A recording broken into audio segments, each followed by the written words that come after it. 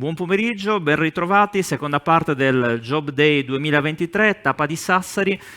Questo pomeriggio ci concentreremo sul futuro, sulle prospettive del mercato del lavoro e sulle prospettive dell'economia, due elementi strettamente connessi che cercheremo di approfondire con i tanti ospiti che avremo con noi e sempre con la padrona di casa, la dottoressa Maica Versano, direttrice generale dell'ASPAL. Maica, un palinsesto ricco di tanti interventi, cercheremo però di andare al cuore della nostra prospettiva, cercheremo di parlare di futuro e lo faremo con dei protagonisti istituzionali, insieme a te Roberto Doneddu per la direzione generale dell'assessorato del lavoro, il consulente del ministro del lavoro, il dottor Romano Benini, che dovrebbe essere già collegato con noi, e poi il mercato del lavoro analizzato dall'osservatorio dell'ASPAL, che ci regalerà una serie di informazioni su che cosa sta succedendo intorno a noi e anche dove stiamo andando.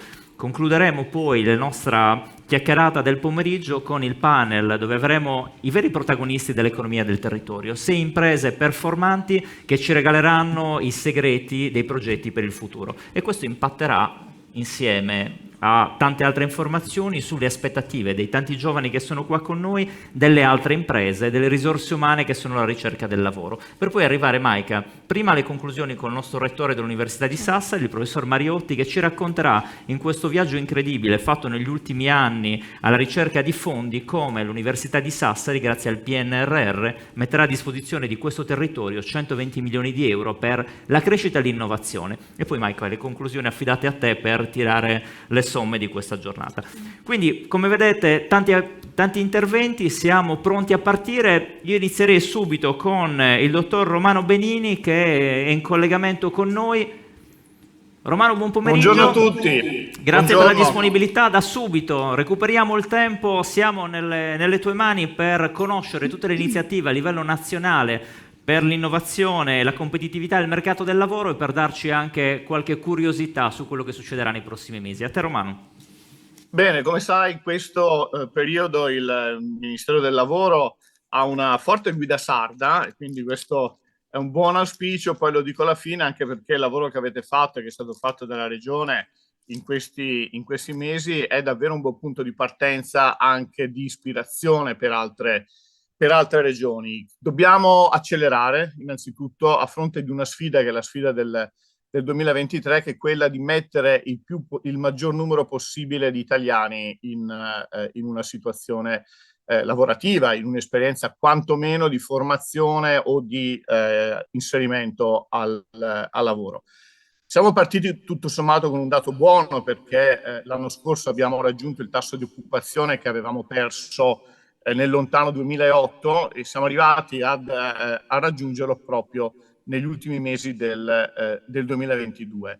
Questo però non ci deve lasciare completamente soddisfatti, perché il numero di ore lavorate, specialmente nelle regioni del Mezzogiorno, non ha ancora raggiunto i dati del 2007 e del 2008, tranne che per alcune regioni come la Sardegna. Io tra l'altro noto anche un'altra buona notizia: non è così in tutte le regioni, ma se io guardo i dati previsionali delle assunzioni in questi 3 mesi, rispetto all'anno scorso, la Regione Sardegna ha un dato positivo su tutta la linea. Quindi in realtà, se io guardo il dato nazionale, noto che abbiamo regioni che vanno a velocità diverse, ma tra queste diverse velocità dobbiamo constatare che ci sono segnali di grande vitalità nella domanda delle imprese sarde.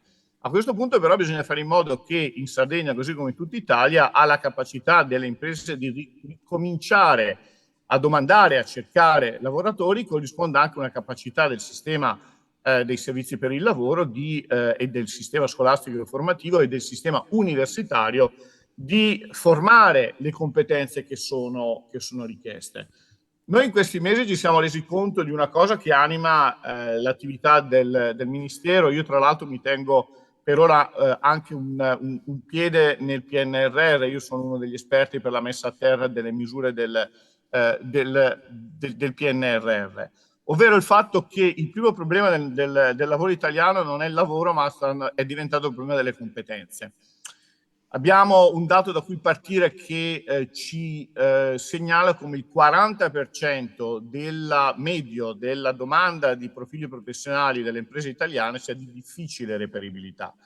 Quindi questo significa che mediamente, a fronte del fatto che i sistemi regionali possono organizzare la risposta rispetto a questa domanda, ma non la possono risolvere da soli, tendenzialmente quando abbiamo 10 opportunità di impiego è già tanto se riusciamo a portarne a casa 7. Questo costituisce un grave limite della nostra capacità del mercato del lavoro di recepire la domanda, e contestualmente chiaramente questo determina anche una perdita in termini di opportunità. Se io posso far lavorare 10 persone ma alla fine ne trovo 6 o ne trovo 7, è chiaro che ho comunque un problema, che ho una minore potenzialità, una minore capacità di risposta.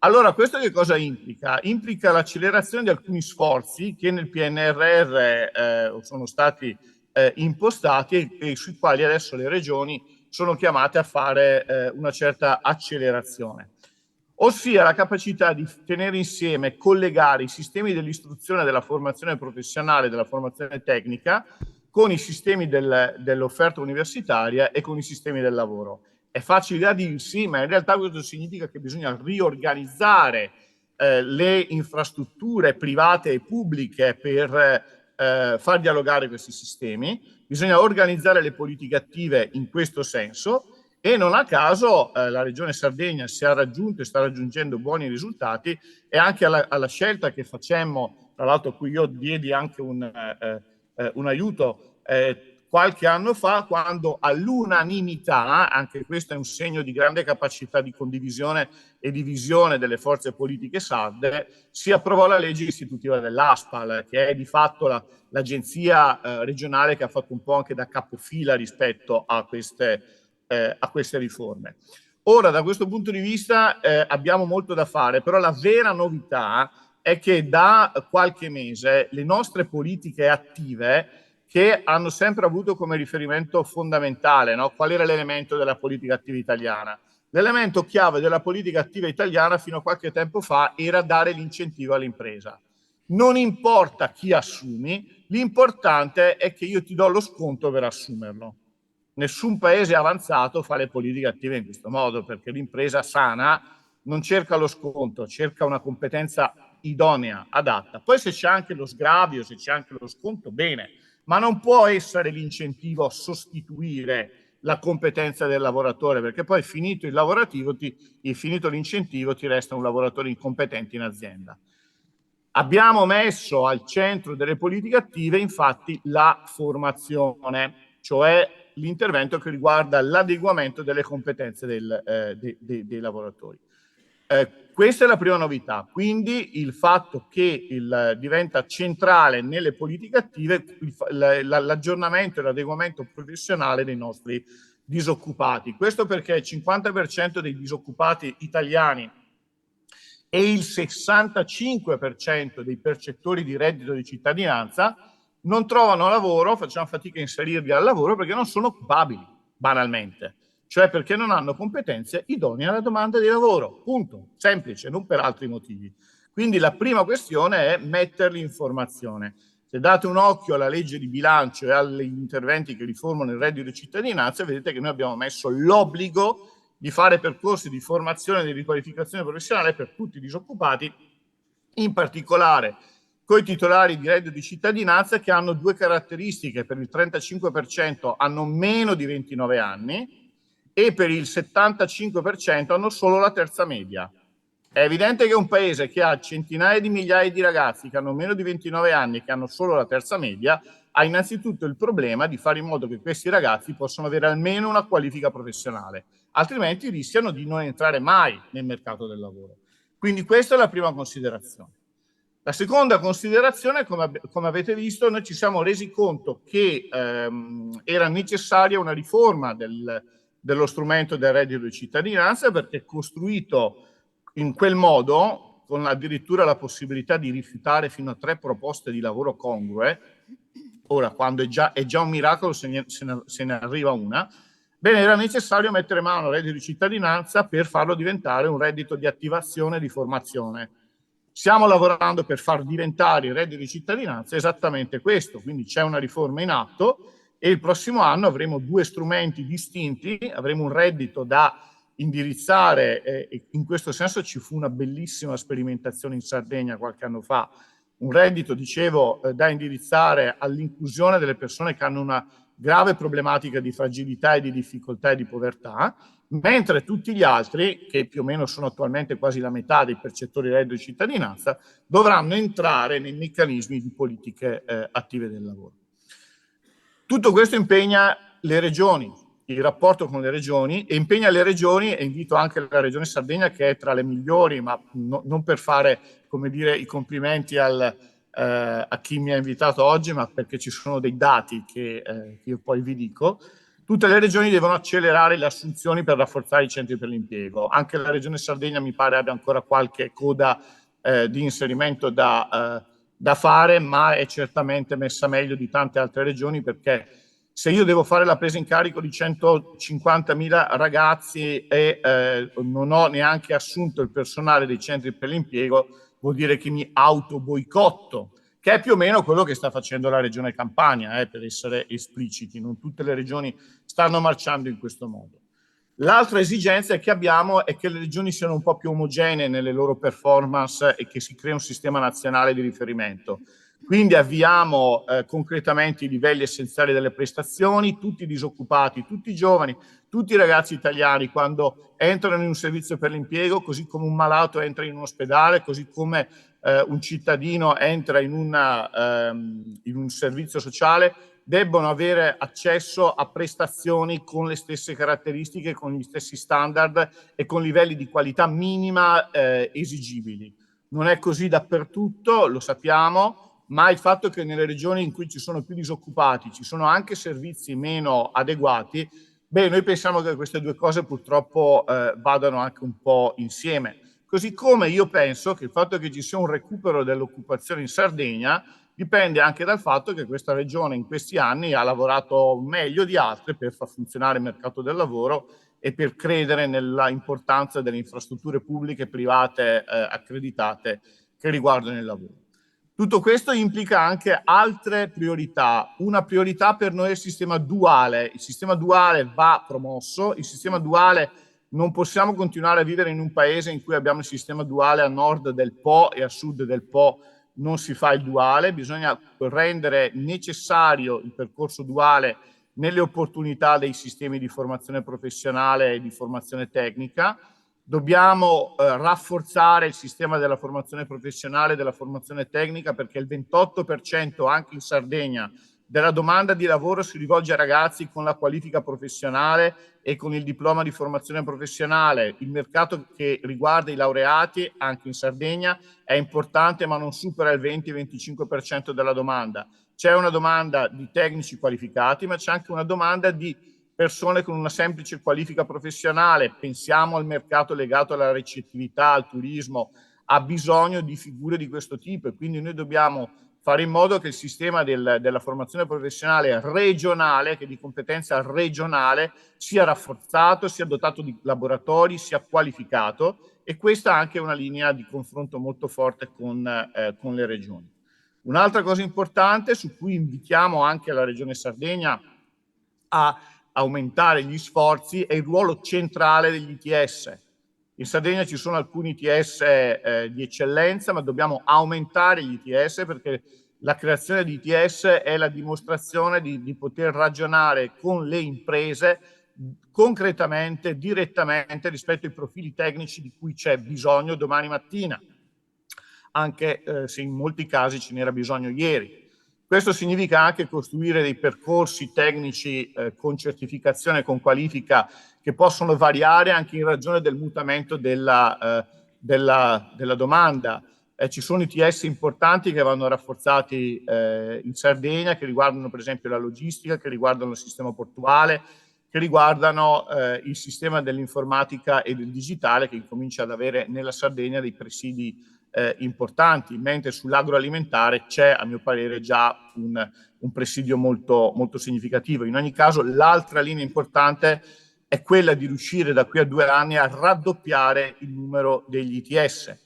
Un'altra riflessione va fatta col sistema universitario rispetto al tema delle lauree professionalizzanti, che come sappiamo è l'altra via, la via diciamo legata all'offerta universitaria per promuovere le competenze di Industria 4.0, su cui la Regione Sardegna, tra l'altro, negli ultimi anni ha migliorato la propria capacità competitiva, ma quella capacità competitiva dipende anche dal sistema universitario di dotarsi di lauree professionalizzanti. Questa è la terza mission che ci poniamo.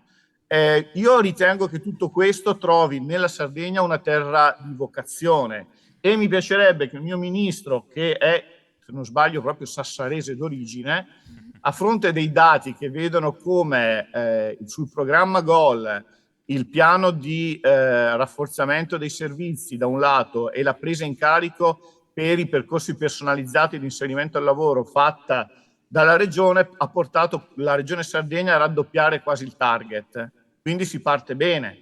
Se io poi vedo i dati, vedo che ci sono circa 26.000 persone prese in carico dai centri per l'impiego della Regione Sardegna che sono, come si dice, work ready, cioè pronti per il lavoro. Quindi io mi immagino che in queste settimane la Regione possa fare il cosiddetto assessment, cioè l'orientamento specialistico, e incominciare, visto che c'è la stagione estiva, grazie ai Job Day, grazie a queste diciamo, iniziative che vengono, come dire, a fagiolo, vengono esattamente nella tempistica giusta. Fatto l'assessment a questi 25.000 bisogna chiaramente invitarli ai Job Day, invitarli ai colloqui di preselezione. Vi sollecito, come dire, la priorità dei percettori del reddito di cittadinanza per dare una dimostrazione a chi non ci crede che è possibile, se si lavora bene, passare dall'occupabilità all'occupazione e che prendere un disoccupato e tenerlo lì, quasi coccolarlo, facendogli fare una formazione dietro l'altra, tenendolo mesi e mesi e mesi in percorsi magari autoreferenziali, quando forse il lavoro in realtà è più vicino di quello che sembra, non è esattamente fare il nostro lavoro. Da questo punto di vista io faccio un plauso perché i centri per l'impiego della Regione Sardegna sono stati i primi nel Mezzogiorno ad avviare la figura del job account, cioè non siamo, se non è l'impresa che viene da noi, siamo noi che andiamo dall'impresa. Sembra una cosa banale, ma lo fanno in pochi, come se Maometto non va alla montagna, è la montagna che va a Maometto, che è esattamente quello che si è fatto e che si sta facendo. Queste linee sono importanti, così come è importante lo sforzo di una continua riorganizzazione dei servizi e anche di ASPAL che va nei prossimi mesi a intensificare e a migliorare ulteriormente le prestazioni di una rete che aggrega intorno alle centinaia di esperti e di operatori anche tutti i soggetti che sul territorio si occupano di inserimento al lavoro. Tutto questo in questi mesi già, vado a chiudere, tutto questo in questi mesi ha già portato dei risultati tangibili. Noi li vediamo dai draft, cioè dalle note che ci arrivano al Ministero, non è che vediamo che ci sono delle buone pratiche che dalla Sardegna possono arrivare a regioni anche vicine, come la Sicilia. Io farei magari fare se possibile, una collaborazione strutturale perché la Sicilia avrebbe bisogno di imparare alcune cose che voi in Sardegna avete avviato e per questo motivo veramente vi ringrazio per questo primo momento di confronto con voi. Spero davvero che si possa a breve fare degli ulteriori approfondimenti di persona nel corso dei Job Day e complimenti anche per la scelta che avete fatto di portare i Job Day il più possibile sul territorio. Io li conosco da tanti anni, ma questa scelta di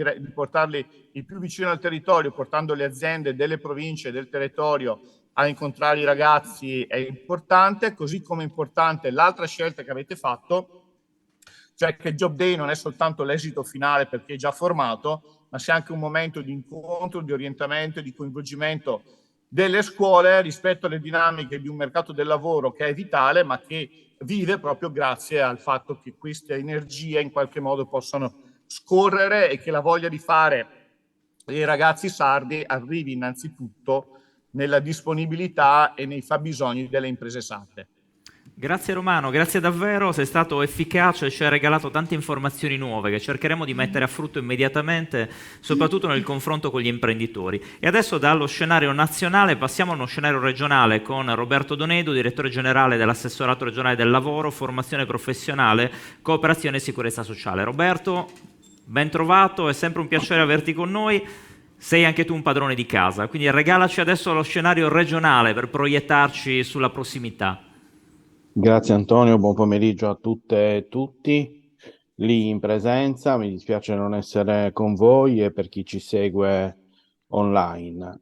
Molte cose sono state già anticipate da Romano e una in particolare è stata anche esplicitata dal Ministro nel suo intervento stamattina. Provo a fornirvi in pochi minuti la situazione qui in Sardegna, quali sono le grandi sfide che stiamo tutti insieme cercando di affrontare in questo lungo percorso che ci vede coinvolti da tempo. Romano richiamava il 2016 come anno di istituzione dell'agenzia, che chiaramente oggi assume delle caratteristiche, una dimensione, una portata ben diversa, no? Rispetto a quella che poteva avere in quel periodo. Da quel 2016 al 2023-22 potremmo dire, tante cose sono cambiate. Anche il riferimento al Piano Nazionale di Ripresa e Resilienza, con questa fortissima accelerazione verso una vera riforma delle politiche attive del lavoro che si integrano sempre di più con la formazione professionale, come è stato detto, sostenuta quindi anche da questo programma, non solo da linee di finanziamento alle quali siamo stati abituati finora. Io sono anche l'autorità di gestione del Fondo Sociale Europeo, in questo momento capite quanto può essere importante combinare le risorse dei PNRR con le risorse che vengono dalla politica di coesione. Abbiamo da subito accolto la sfida insieme con l'amministrazione centrale e le altre regioni e ci siamo messi in marcia per rispondere a questa visione di una riforma davvero molto sfidante, che comporta l'esigenza di viaggiare molto veloci, come se fossimo su un treno in corsa, mentre ancora alcuni binari devono essere posati davanti a noi e quindi ogni giorno lavoriamo alla posa di questi binari ideali, che significa tante cose, no? Significa avere le competenze adeguate per poter gestire questa complessità, avere sistemi informativi all'altezza della situazione, saper cogliere sempre meglio e in modo sempre più fine i bisogni delle persone alle quali ci rivolgiamo perché siano resi davvero effettivi ed esigibili i loro diritti. Stiamo parlando di diritti delle persone, stiamo parlando di garantire non solo livelli essenziali delle prestazioni, ma potremmo dire anche essere tutti insieme al servizio di una vita dignitosa per tutti. Questa è la portata della sfida nella quale noi ci troviamo coinvolti. Quando in Europa si usa la parola garanzia, garantì, c'è davvero da spaventarsi dal punto di vista della sfida organizzativa e gestionale, perché è questa capacità di rispondere ai diritti col contributo di tutti che poi misura il senso del nostro agire. Quindi noi oggi siamo tra le regioni che, come diceva Romano, hanno dimostrato una capacità molto importante e significativa di presa in carico. Questo ci responsabilizza ancora di più nel dimostrare che siamo anche capaci di erogare in modo efficiente, efficace, sempre più tempestivo possibilmente, quelle misure che le persone aspettano, a partire dall'orientamento specialistico fino a un accompagnamento al lavoro e la messa in campo di servizi formativi che sappiano colmare quei gap più o meno ampi che creano la distanza dal mercato del lavoro delle singole persone che abbiamo di fronte, per le quali ogni giorno siamo impegnati. Chi conosce un po' meglio il programma GOL sa bene che c'è una grande distinzione tra i cosiddetti work ready, ovvero coloro che hanno già un set di competenze che potenzialmente può rispondere alle caratteristiche, ai requisiti delle posizioni che sono vacanti nel contesto imprenditoriale. Altre persone hanno bisogno magari di poter rafforzare una o più unità di competenze, così come si dice oggi sul versante delle competenze professionali o delle competenze trasversali o le competenze digitali, e quindi non avventurarsi in percorsi formativi lunghi, impegnativi, ripetuti, frutto della costruzione di un catalogo, e questa è la parola che ha usato il ministro stamattina, no? Di un catalogo della formazione professionale che viene costruito sull'analisi di fabbisogni con un tempo tecnico per arrivare all'erogazione dei servizi di formazione che non è più sostenibile. Noi non possiamo leggere i fabbisogni di oggi e organizzare la formazione professionale domani, dopodomani, fra 3 mesi, fra 6 mesi, fra 9 mesi, perché quei bisogni potrebbero non esserci più nel frattempo, e questo lo abbiamo sperimentato in tanto tempo. E allora la grande sfida oggi è proprio quella di essere presenti nei territori, riuscire a in qualche modo rendere espliciti i fabbisogni formativi delle singole persone nei luoghi in cui si trovano, e fare in modo che tutta la rete dei servizi per il lavoro e della formazione professionale possa tempestivamente organizzare una formazione sempre più su misura su quei fabbisogni che si sono esplicitati, con un tempo di reazione congruo, altrimenti si può lavorare soltanto sulle grandi linee di tendenza e intercettare fabbisogni che sono duraturi nel tempo. E questi non sono certamente i tempi delle imprese, che segnalano, lo vediamo in tutte le ricerche, lo sentiamo in tutte le occasioni in cui ci riuniamo con tutti i portatori di interesse che possono dare un contributo di conoscenza, di strumenti, di disponibilità alla presa in carico collettiva in questo senso, che hanno bisogno di grande tempestività. Per noi è una grandissima sfida organizzativa, per tutto il sistema è una grandissima sfida organizzativa, e in questi giorni siamo fortemente impegnati proprio in questo, cioè nel dare gambe, anche con l'entrata in campo operativamente degli attori privati che sono accreditati per l'erogazione dei servizi per il lavoro e dei servizi per la formazione professionale al fianco della nostra agenzia, con un coordinamento fortissimo e un focus sull'ambito di competenza del singolo centro per l'impiego, perché questa noi la chiamiamo riforma, ma che è anche un po' una rivoluzione, passatemi il termine, si possa davvero realizzare. Non sono cambiamenti che si possono fare da un momento all'altro, e quindi questo significa che dobbiamo lavorare tutti insieme e cercare di tenere il ritmo o accelerarlo sempre di più, perché queste risposte, no? Come sappiamo molto bene, sono attese da tantissime persone, e tante altre le renderanno manifeste. Penso che io possa fermarmi anche qui. Abbiamo intrapreso un lungo percorso con Rete Lavoro Sardegna, e mi fa davvero piacere che possiamo continuare in questo sforzo collettivo.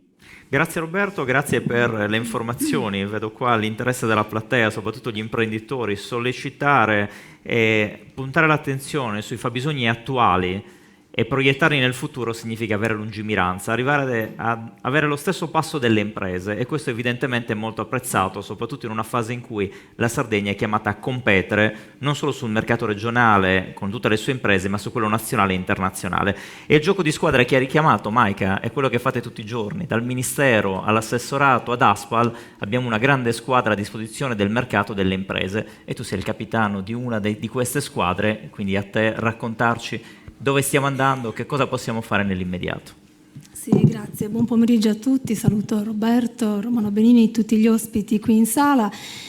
Io direi che non solo una squadra, è un vero e proprio esercito, perché sono tante le forze in termini di risorse umane messe in campo per poter dare gambe a questa grande riforma dei servizi per il lavoro, che, come è stato spiegato, funziona, è articolata in varie fasi, in varie tappe, dove vengono in gioco in primo luogo un primo contatto con l'utente, con il disoccupato, qualunque sia la sua età, e viene preso in carico, in qualche modo profilato, verificate le sue competenze, si stipula un patto che serve proprio a individuare quali sono attitudini, competenze formali e informali, per poi orientarlo verso una carriera professionale che sia non solo rispondente alle proprie attitudini, ma soprattutto e in particolar modo rispondente alle esigenze del mercato in quel dato momento. E in questo sì, la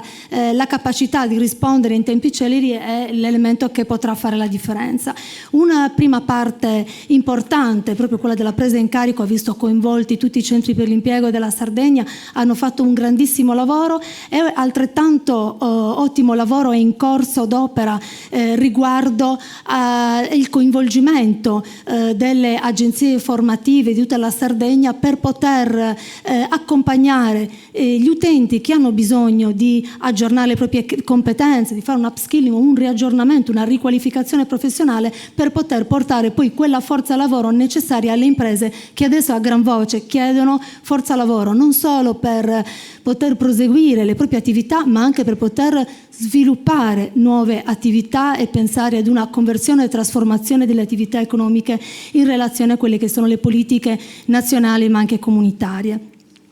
Ed ecco che uno strumento che abbiamo condiviso con Roberto, quindi con l'assessorato al lavoro, è stato quello proprio di ideare una rete lavoro che fosse in grado di accompagnarci nell'attuazione di questo grande programma di riforma. Rete lavoro cosa vuol dire? Vuol dire che per poter davvero vedere un cambiamento nel mercato del lavoro, dare risposte alle imprese, dare risposte a chi cerca lavoro, è necessario collaborare, è necessario parlarsi, è necessario che noi parte pubblica ci impegniamo in modo particolare per informarvi, comunicare quelli che sono i cambiamenti, e per ascoltare voi, per ascoltare il territorio e conoscere quelle che sono le attuali esigenze, nuove competenze, fabbisogni formativi e fabbisogni occupazionali. E questo è il grande obiettivo che abbiamo iniziato a percorrere insieme a partire dall'estate 2022, continueremo a farlo. Sappiamo bene che per poter implementare un vero e proprio osservatorio territoriale del mercato lavoro occorre molto impegno, però occorre soprattutto andare nel territorio, sentire la voce delle imprese e conoscere quelle che sono le esigenze più importanti, per riuscire davvero a raccogliere degli elementi che ci consentono davvero di poter ascoltare, misurare, per poter decidere e offrire alla nostra platea delle misure di politica attiva che siano davvero efficaci. Grazie Maika, io credo che con questo segnale possiamo dire al mercato che le condizioni ci sono tutte per crescere, e anche sulla spinta, l'abbiamo evocato più volte, poi lo approfondiremo, il PNRR, ci sono davvero le condizioni per diventare sempre più competitivi. State facendo un grande lavoro, io ho avuto la possibilità di condividere con voi questo percorso in quest'ultimo anno, ma noto anche il sentiment generale durante questa manifestazione. C'è molta attenzione e la serenità delle persone nel cercare non un'occupazione, ma uno stimolo per il futuro, e questo già ci dà un cambio di passo. E allora su questo cambio di passo evidentemente dobbiamo lavorare, e per lavorarci abbiamo sempre bisogno di dati. E quindi con Lucia Schirru dell'Osservatorio del Mercato del Lavoro dell'ASPAL questi dati li rendiamo pubblici, cerchiamo di capire com'è andata sul territorio regionale, in particolare in questa provincia, e poi magari approfondiamo anche qualche tema nuovo, cercando di vedere le tendenze delle nuove professioni. Lucia, a te. E usi questo qua? Guarda, altrimenti questo. Ok. Eccomi, buonasera a tutti. Il mio compito dovrebbe essere quello di fare una fotografia dell'ambito di Sassari, che è il territorio che vedete sullo schermo, che possiamo raggruppare in 66 comuni distribuiti in 5 centri per l'impiego. Partirei subito da qualche dato sulla popolazione. Sono dati di fonte Istat, perché effettivamente chi lavora, chi cerca lavoro in questo territorio generalmente vi risiede. Non è sempre vero, ma tendenzialmente vorremmo quantomeno che chi vi risiede possa scegliere se lavorare nel territorio in cui risiede. Il comune di Sassari raggruppa la maggior parte della popolazione dell'ambito territoriale di riferimento. Infatti, se vediamo solo i comuni nei quali risiede almeno l'1% della popolazione di questo ambito, la mappa perde qualche confine, non sono tantissimi i comuni che rimangono. Se consideriamo gli stranieri che risiedono in questo territorio, che rappresentano appena il 3% della popolazione del 2022, questo è ciò che appare. Questi comuni hanno almeno l'1% della popolazione degli stranieri che risiedono in questo territorio. Questa è stata la variazione della popolazione dal 2012 al 2022. Come vedete, i colori principali sono in rosso, quindi un decremento della popolazione, ad eccezione di alcuni comuni che sono Alghero, Olmedo, Stintino, Valedori e Tissi, che presumibilmente hanno delle caratteristiche anche del mercato del lavoro simili e che si differenziano rispetto al resto del contesto dell'ambito territoriale. La variazione della popolazione dell'ambito di Sassari si attesta in questi 10 anni al 4%, se però si considera solo la popolazione in età attiva, quindi da 15 a 64 anni, la riduzione è del 9%. Quindi si stanno riducendo le persone che per età potrebbero lavorare. Poi ovviamente ci sono condizioni diverse oltre all'età per poter lavorare, ma questi sono i dati. Parlando di cittadinanza, la mappa mette a confronto i cittadini italiani con i cittadini stranieri. Quindi negli ultimi 10 anni, come vedete, gli italiani sono praticamente sempre in calo, gli stranieri hanno percentuali di crescita molto elevate, che però in termini assoluti non sono così rilevanti, proprio perché abbiamo detto che sono comuni nei quali la popolazione non è elevatissima. Questo è l'ultimo dato sulla popolazione, è un tasso di sostituzione al lavoro. Nel 2012 e nel 2022 mette in evidenza le differenze. L'indicatore è 100 nel momento in cui ci sono tante persone prossime alla pensione, quindi persone che hanno da 55 a 64 anni, quante sono quelle che si stanno immettendo nel mercato del lavoro, quindi 15-24, vediamo che qua i numeri prossimi al 100 si possono vedere solo nel 2012, nel 2022 vediamo comuni con ad esempio un 21 bulzi, quindi ogni 100 persone prossime alla pensione ce ne sono solo 21 che potrebbero sostituirli, sono pronti a sostituirli ora, gli altri sono pronti quasi, forse, ad andare in pensione. Veniamo ai numeri sul lavoro. Io ho preso a riferimento 2 date perché parlo di occupati che vengono tracciati sul SIL Sardegna, che è una fonte amministrativa, quindi registra tutte le comunicazioni obbligatorie, quindi mi riferisco solo al lavoro subordinato e parasubordinato, non posso prendere in considerazione, perché la fonte amministrativa non mi dà questi dati, il lavoro imprenditoriale, i dipendenti degli imprenditori sì, ma l'imprenditore no, e i liberi professionisti ugualmente non vengono considerati, quindi limiterò l'analisi solo ai dati delle comunicazioni obbligatorie. Questa slide rappresenta quanto il centro per l'impiego di Sassari sia importante, tra virgolette, nella numerosità degli occupati rispetto agli altri centri per l'impiego, cosa che abbiamo già detto essere anche per la popolazione. Veniamo dunque ai dati sul mercato del lavoro. Prendo in considerazione solo il 2022 perché tutto sommato la situazione non è variata rispetto agli anni precedenti. Spero che si intuisca quello che voglio dire, ossia che il numero delle occupate donne non differisce come quantità, quindi come numero di occupati, quello degli uomini, però qualcosa cambia. Passo quindi all'analisi dei settori per dimostrare che i settori a presenza maschile, agricoltura, estrazione di minerali e fornitura di acqua, attività manifatturiere e costruzioni, aumentano gli occupati e aumenta anche la distanza tra uomini e donne. In altri settori, alberghi e ristoranti, sembrano numerosità simili. Commercio e trasporti, di nuovo la numerosità maggiore è quella degli uomini. Altri servizi e attività di famiglie e convivenze, invece aumenta la presenza femminile. Cosa cambia però nella presenza? Noi possiamo vedere che nei settori a prevalente presenza maschile il contratto prevalente, scusate la ripetizione, è il full time, dove invece le donne sono più presenti, prevale il part-time, quindi cambiano le caratteristiche contrattuali. Dove invece vi era similitudine tra la numerosità degli uomini e delle donne, possiamo vedere che le donne in alberghi, ristoranti, commercio e trasporti hanno come contratto prevalente il part-time, gli uomini hanno come contratto prevalente il full-time. Giusto un flash sulla fascia d'età, vediamo che qui ho scelto come date gennaio, giugno e fine novembre.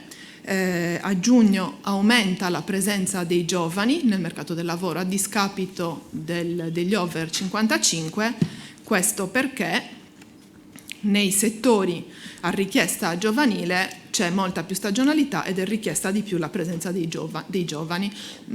I settori a presenza over 55 sono ad esempio l'agricoltura, dove i giovani invece sono presenti pochissimo. Le costruzioni e le attività manifatturiere prevale la classe d'età centrale. Alberghi e ristoranti vediamo invece i giovani, che sono la linea di colore verde, che appaiono e che soffrono, possiamo dire, la stagionalità maggiore, quindi la loro occupazione è concentrata nei periodi di maggior richiesta di lavoro stagionale.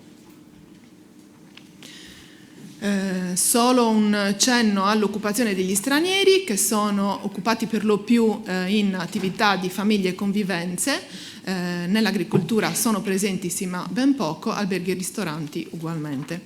L'ultima slide sulle caratteristiche del mercato: nel contesto di Sassari prevale la TECO, l'attività commercio e trasporti, seguono gli altri servizi e a scorrere tutti gli altri.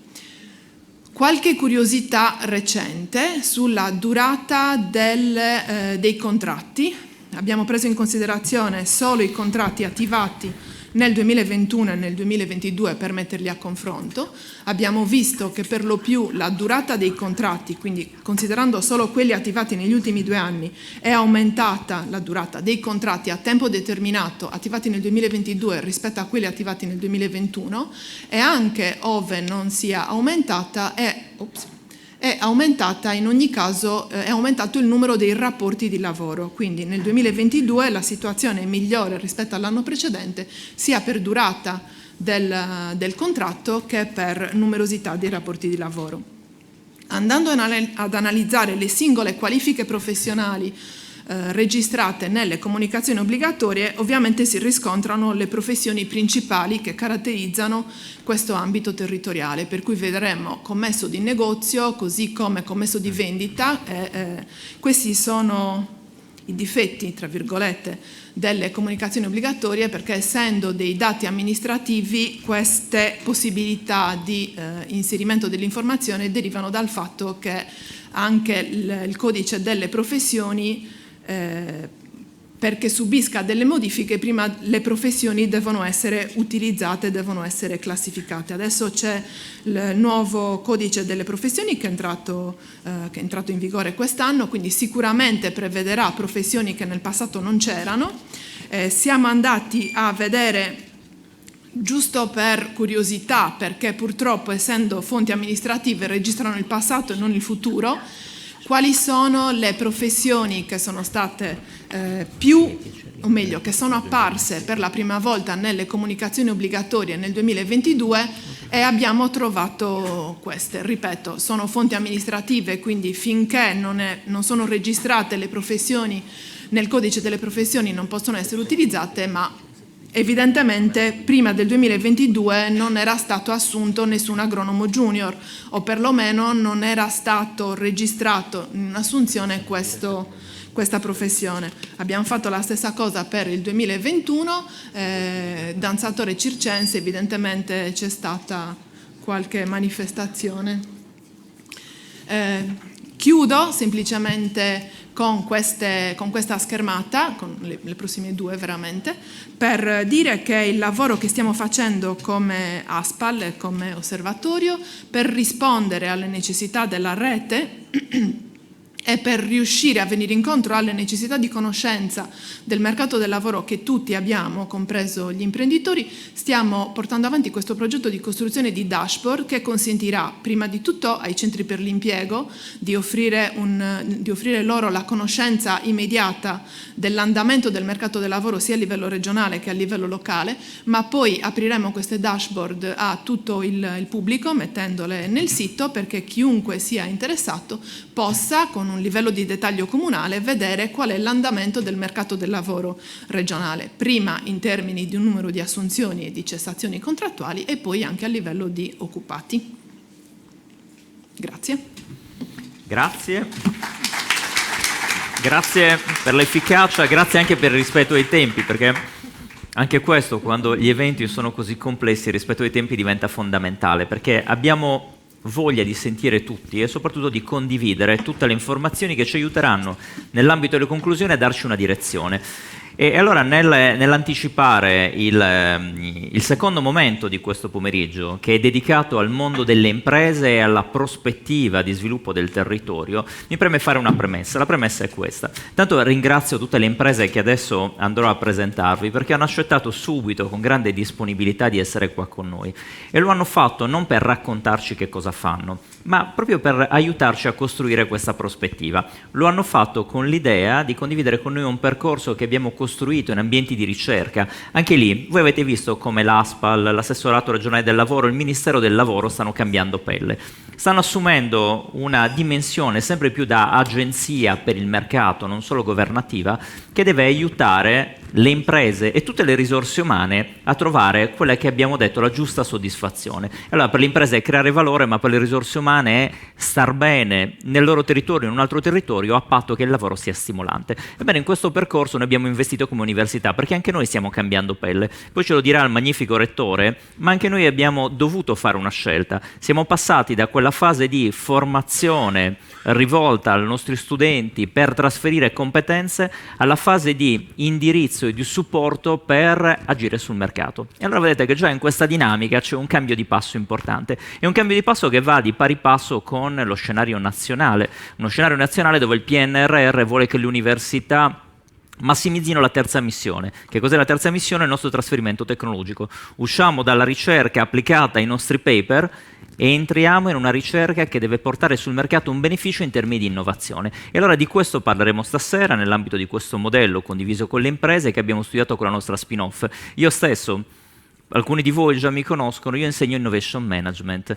Il mio ruolo è quello di trasferire ai nostri studenti e poi sul mercato il principio dell'innovazione inteso come la soluzione che posso costruire per creare un valore maggiore. E allora in tutto questo c'è l'essenza stessa del lavoro che facciamo, lo facciamo anche noi in realtà di impresa, creiamo delle spin-off universitarie. Questo modello nasce con la spin-off T+, che si occupa ormai da 10 anni di creare scenari.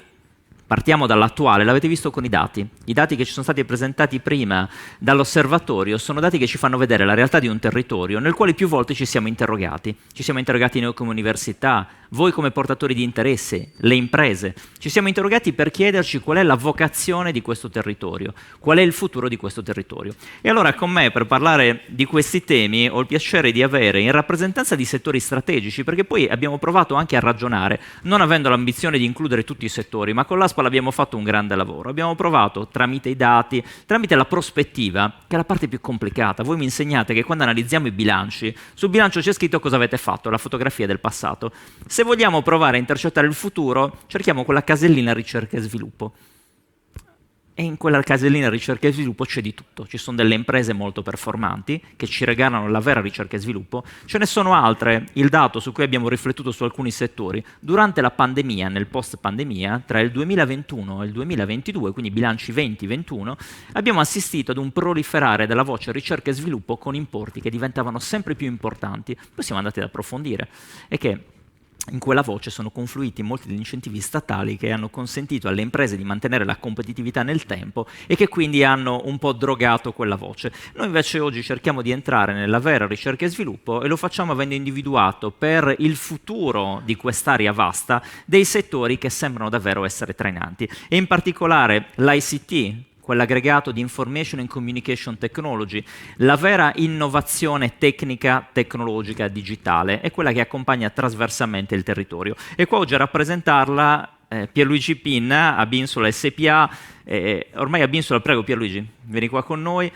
Abinsola è una delle realtà più performanti di questo territorio, che ci sta dando lustro sui mercati nazionali e internazionali. Poi Pierluigi ce la racconterà in 2 minuti prima di approfondire con me le dinamiche dell'innovazione. L'agroalimentare è un settore importante di questo territorio, lo è sempre stato, però l'abbiamo sempre inteso come il buon prodotto che consumiamo qua, che raccontiamo e che poi nella migliore delle ipotesi accompagna il turista o addirittura nelle eccellenze ci consente di arrivare sui mercati internazionali.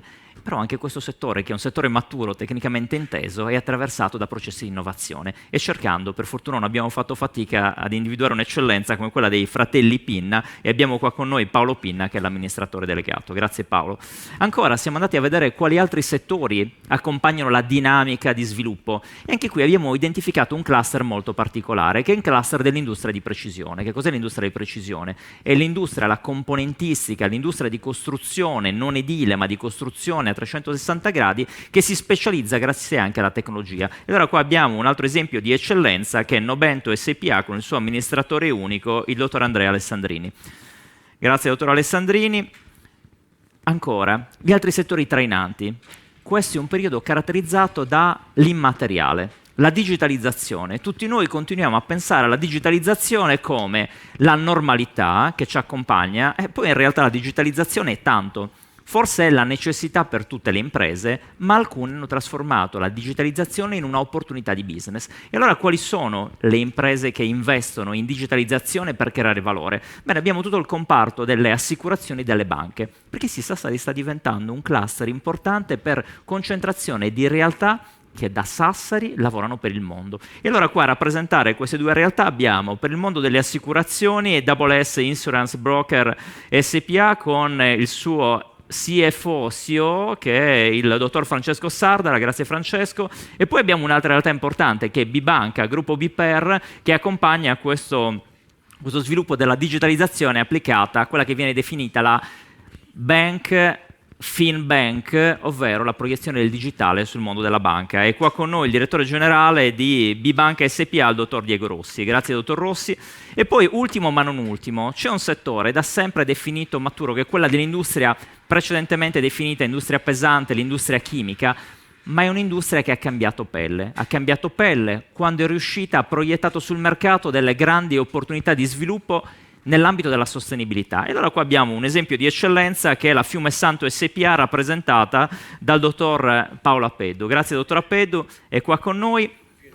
Abbiamo, giustamente mi ricorda la parte energia, però noi la decliniamo, l'abbiamo declinata nell'ambito della sostenibilità. Chiedo alla dottoressa Versano di venire qua con noi, io mi metto lì sul podio, perché il vero piacere, chiedo, ci spostiamo un pochino tutti, così riusciamo a ricomprendere, giusto a favore di telecamere, perché... Prego, Maika. E allora chiedo a tutti, rapido giro di tavola. Abbiamo i tempi stretti, in particolare darò in primis la parola al dottor Appeddu, che ha un problema, un'esigenza familiare per cui ci dovrà lasciare a breve, e chiedo a tutti gli altri, per tutto il tempo che ci regalerete, di voler dibattere con me su alcuni temi, però la chiave di lettura è questa: guardiamo al futuro, subito, immediatamente, e abbiamo una grande responsabilità che non è soltanto sociale, è anche di competitività. Abbiamo visto come le agenzie pubbliche stanno facendo il loro lavoro e allora dobbiamo cogliere tutti questi sforzi e dobbiamo trasformarli noi in dinamiche di impresa per il futuro. E allora subito un primo giro di tavolo, chiedo a voi in 2 parole di raccontarvi, cercando anche di incuriosire chi non vi conosce, forse pochi, magari già guardando al futuro con la definizione della vostra impresa. Dottor Apedo, Fiume Santo SPA. Sì, grazie. Buonasera, intanto grazie per l'opportunità che ho colto volentieri nonostante un impegno familiare, per cui mi scuso, dovrò abbandonare l'aula tra poco tempo.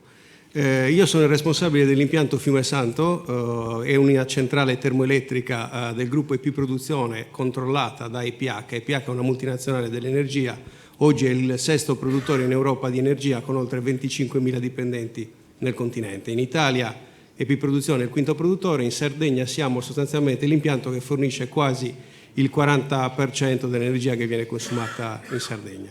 È un impianto convenzionale, un impianto che funziona principalmente a carbone ed è per questo motivo un impianto che in futuro ha necessità di trasformarsi e diventare qualcos'altro, mantenendo la forza lavoro. Oggi diamo lavoro a circa 500 persone, senza contare l'indotto, intendo i trasportatori, movimentiamo circa 10.000 mezzi pesanti l'anno, e l'indotto che generiamo sul porto industriale dove movimentiamo il combustibile. Abbiamo l'obbligo e il dovere di pensare a un futuro al di là del carbone, che comunque, come si sa, ha un impatto da un punto di vista CO2 sul pianeta, non sul territorio, ovviamente perché gli impianti sul territorio sono ben controllati. Ha il dovere di trasformarsi e quindi cambiare pelle, diventare qualcos'altro, innovare da questo punto di vista, e la società ha una serie di proposte, una serie di idee. Ne parleremo al secondo giro, così esatto. Rilanciamo subito su Bibanca. Bibanca SPA, grande realtà nel mondo della digitalizzazione dei servizi bancari. Dottor Rossi. Bene, buon pomeriggio, anzi, grazie mille per questo invito. Noi non siamo molto abituati ad apparire in questi contesti, quindi mi fa doppiamente piacere. 2 parole soltanto sulla storia di Bibanca, che è una storia molto recente, pur essendo un'azienda che di storia ha qualche centinaio d'anni, per la precisione più di 150. Nel 2017 si è presa una decisione strategica importantissima, che è stata quella di smettere di fare il mestiere che si era fatto per il passato, che era quello della banca tradizionale. Con la cessione delle filiali al Banco di Sardegna ci si è concentrati sul ruolo appunto di fabbrica prodotta al servizio del gruppo BPER, ma non solo. E questo cambio porta un cambio appunto di paradigma straordinario, perché ci siamo ritrovati più o meno da un giorno all'altro ad avere un mercato di riferimento interno, quello appunto della Sardegna, le filiali erano quasi tutte in Sardegna, ad avere un mercato di riferimento che invece era nazionale. Oggi il nostro fatturato, se lo vogliamo definire come tale, insomma quello che è più proxy al fatturato delle imprese, è fatto al 90% fuori dalla Sardegna. Quindi il lavoro di Bibanca si sviluppa in giro per l'Italia, soprattutto in giro per l'Italia. E questo cambio di paradigma ha portato tutta una serie di scelte e quindi di cambiamenti organizzativi straordinari, perché serve un approccio diverso, serve la necessità, serve la capacità di operare in contesti competitivi che non sono quelli di elezione della Sardegna. Sardegna non è... Grazie dottor Rossi. Grazie. E quindi vedete, da Sassari ci si proietta a livello nazionale. Double S dal livello regionale a quello nazionale, ma a quello internazionale. Sì, buonasera a tutti. Double S è una società di brokeraggio che è nata a Sassari, è nata 5 anni fa. Nel 2020 è diventata la prima acquisizione fatta da quello che oggi è il 4º gruppo più grosso del mondo, come società di brokeraggio, che è Acrisure. È una società che è americana, che ha deciso di investire a Sassari, ha deciso di investire sull'Italia, ma ha dato la possibilità a Sassari di tenere la sua città, il posto dove tutto era nato, come base per la gestione di tutta l'Italia. Oggi siamo leader di mercato su quella che riguarda la gestione dei grandi clienti, tra cui anche Bibanca e tantissime altre grandi aziende del panorama mondiale. Il nostro punto di forza vero è uno: abbiamo ottenuto una base solida, basata solo su persone del territorio, e questo ci dà la possibilità di portare quella che è il nostro know-how in giro per tutto il mondo, ed è forse il nostro più grande punto di forza. Grazie Francesco, e adesso da un'eccellenza nel mondo dei servizi digitali a un'eccellenza in quella che abbiamo chiamato l'industria di precisione. Dottor Alessandrini, Nobento SPA. Sì, sebbene produciamo finestre, precisione, lasciamo. Ah sì? No, va bene. Tanto per qualche numero solo per incuriosire, quindi facciamo una cosa molto, molto veloce, siamo credo gli ultimi arrivati, perché Novento ha per me 6 anni di vita, è un'azienda nata, gestita dal sottoscritto dal 2015 ad oggi, 2016 ad oggi. Oggi occupa 330 addetti al proprio interno, ha prodotto nel 2022 100.000 finestre prodotte dalla rinomata zona industriale di Alghero, che è riconosciuta nel mondo come industria importante.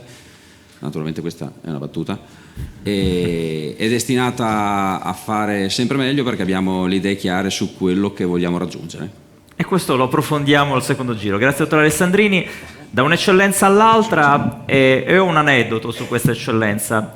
Nei miei trascorsi in altre università, in particolare l'Università di Torino, arrivo, mi presento e uno studente alza la mano e dice: prof, io non conosco niente di Sassari, ma ho capito che esiste quella città perché ho fatto un colloquio per un'azienda importante che lavora nel mondo. Gli ho chiesto qual è l'azienda, è a Binsula. Ho detto bene, è un'azienda che effettivamente ci rappresenta nel mondo e allora chi meglio di Pierluigi Pinna ce la può raccontare. Okay. Buonasera a tutti.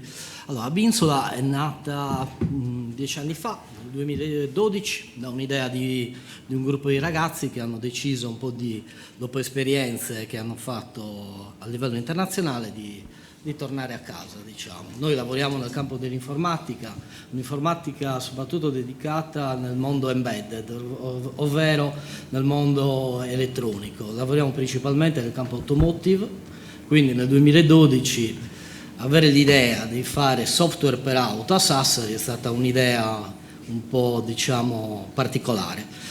Dopo 10 anni possiamo dire che alla fine è stata un'idea vincente, anzi, poi vediamo un po' anche come si può rilanciare questa idea e farla diventare ancora più grande. Siamo un gruppo di oltre 200 ingegneri, dal campo delle automobili siamo passati al campo dell'agricoltura, facciamo software un po' per l'agricoltura di precisione, poi abbiamo diversificato, abbiamo creato un incubatore di aziende, che ce ne sono 2 in Sardegna, uno a Sassari e uno a Cagliari, e sono pochi nel sud Italia, mi sa sono 8. E quindi all'interno dell'azienda poi abbiamo allevato anche altre start-up, che vanno appunto dal campo dell'agricoltura fino al campo dello sport, in cui diciamo è il nostro hobby a cui teniamo molto. E niente, poi Pierluigi, poi approfondiremo. E da un pinna a un altro pinna, chiariamo subito, non sono parenti, però li accomuna questa voglia di far crescere la Sardegna con delle attività di valore.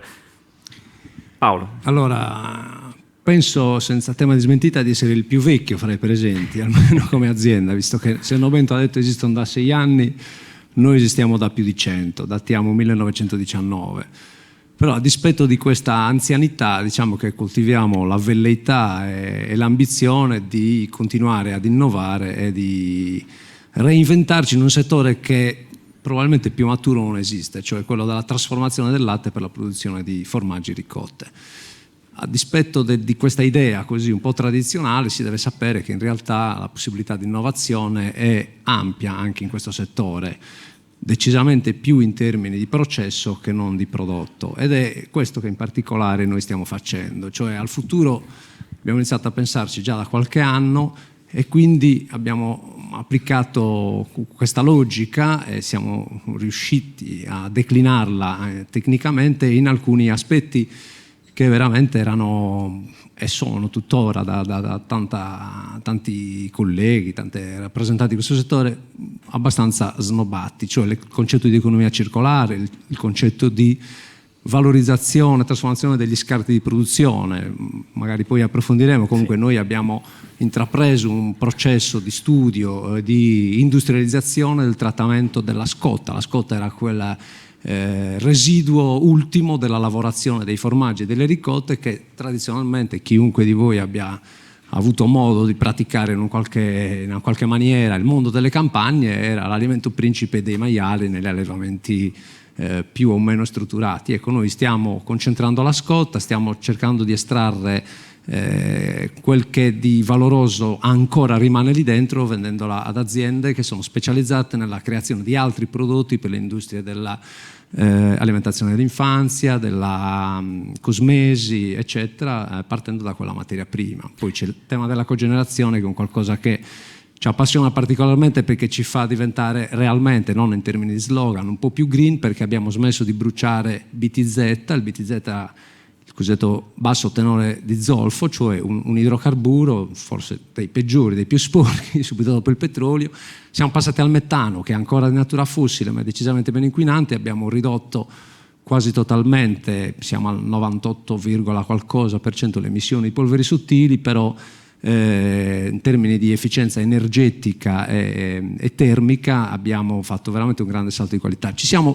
Purtroppo non abbiamo intuito che Putin avrebbe invaso l'Ucraina e quindi abbiamo preso una matrangata in termini di acquisto del gas.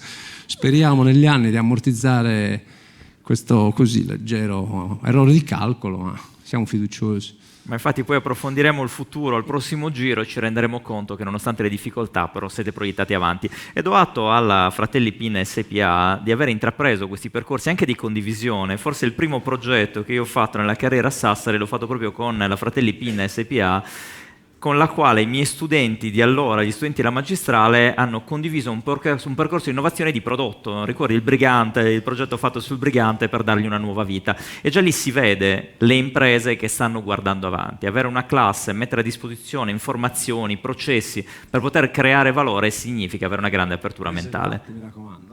Tutti riservati, non li abbiamo dati a nessuno. E allora adesso, dopo questa breve presentazione, tutti noi sappiamo chi abbiamo davanti, ma sicuramente li conoscevate già, adesso ci concentriamo sulla nostra prospettiva e lavoriamo sui progetti futuri. Quali progetti futuri hanno in serbo per noi queste imprese e poi dopo vedremo come questi progetti si trasformeranno in figure professionali dedicate. Lo abbiamo detto nei diversi interventi oggi, abbiamo bisogno di capire ciò che serve per crescere e automaticamente creare gli strumenti per supportare le nuove professioni. E allora riprendiamo da Fiume Santo SPA.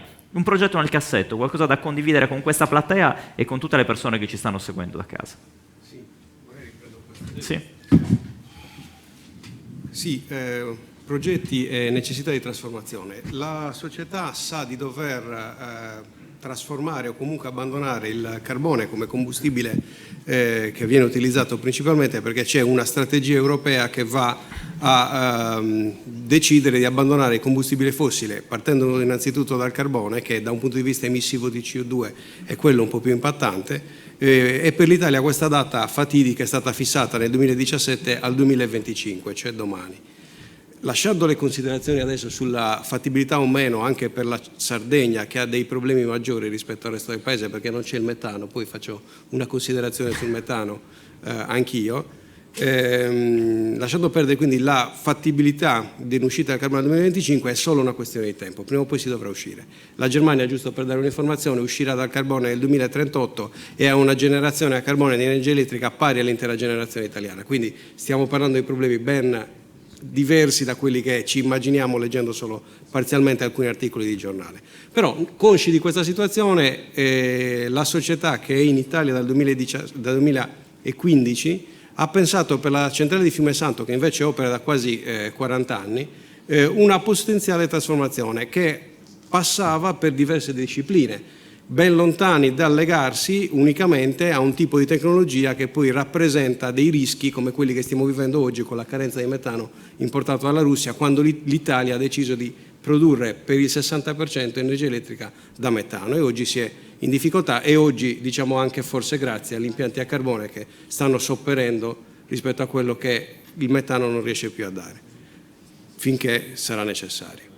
Questa trasformazione quindi è stata pensata utilizzando diverse tecnologie. Una è la prima, pensata già nel 2017 e studiata in termini di fattibilità per la centrale di Fiume Santo, è stata una conversione a biomassa vegetale. Biomassa vegetale sostanzialmente stiamo parlando di truccioli di legno, pellet o cippato di legno. Perché? Perché la stessa trasformazione è stata fatta dalla stessa società in una centrale che per 40 anni ha funzionato a carbone in Inghilterra ed è stata integralmente convertita a biomassa vegetale. Dati gli studi di fattibilità, non l'intero impianto, visto la logistica e la distanza dal porto, siamo 8 km distanti dal porto, sarebbe stato possibile una conversione solo parziale, non intera, cioè il 50% della capacità sarebbe potuta essere o potrebbe essere convertita a biomassa vegetale, dando anche dei benefici non solo, e stiamo parlando di occupazione, stiamo a un evento ASPAL per cui bisogna anche guardare a che impatto occupazionale ha una trasformazione di questo tipo, La trasformazione della biomassa avrebbe consentito un livello occupazionale confrontabile con quello dato dal carbone. E inoltre avrebbe consentito una economia circolare, un'attivazione di una filiera verde di produzione di biomassa locale che andava ad integrare quella che non sarebbe stato possibile produrre sul territorio. A questa si affiancava una produzione a gas metano, perché c'era comunque, c'è tuttora, anche se diciamo rimasticato più volte, un progetto di metanizzazione dell'isola che è ancora diciamo in divenire. E come fatto per le altre centrali a carbone italiane, la cosa più semplice era quella di convertirla a gas metano. Da questo punto di vista invece si avrebbe un impatto drastico sulla forza occupazionale del sito. Ho lavorato in un impianto in Calabria, ciclo combinato, quindi funzionava a gas e nonostante la potenza installata fosse più alta di quella di Fiumesanto, dava lavoro a 40 persone invece che 500. Quindi anche questo è un elemento di cui si dovrà tener conto quando si farà una trasformazione di questo tipo. A fianco all'ossatura di queste due principali strutture c'è poi l'idea di approfondire quello che è sempre un servizio più utile per la rete, quindi una produzione da fonti rinnovabili quali il fotovoltaico o altro, e la capacità di accumulo, quindi l'installazione di batterie di grossa scala, che però hanno il problema che non generano, quindi accumulano, danno energia, ma poi devono essere ricaricate.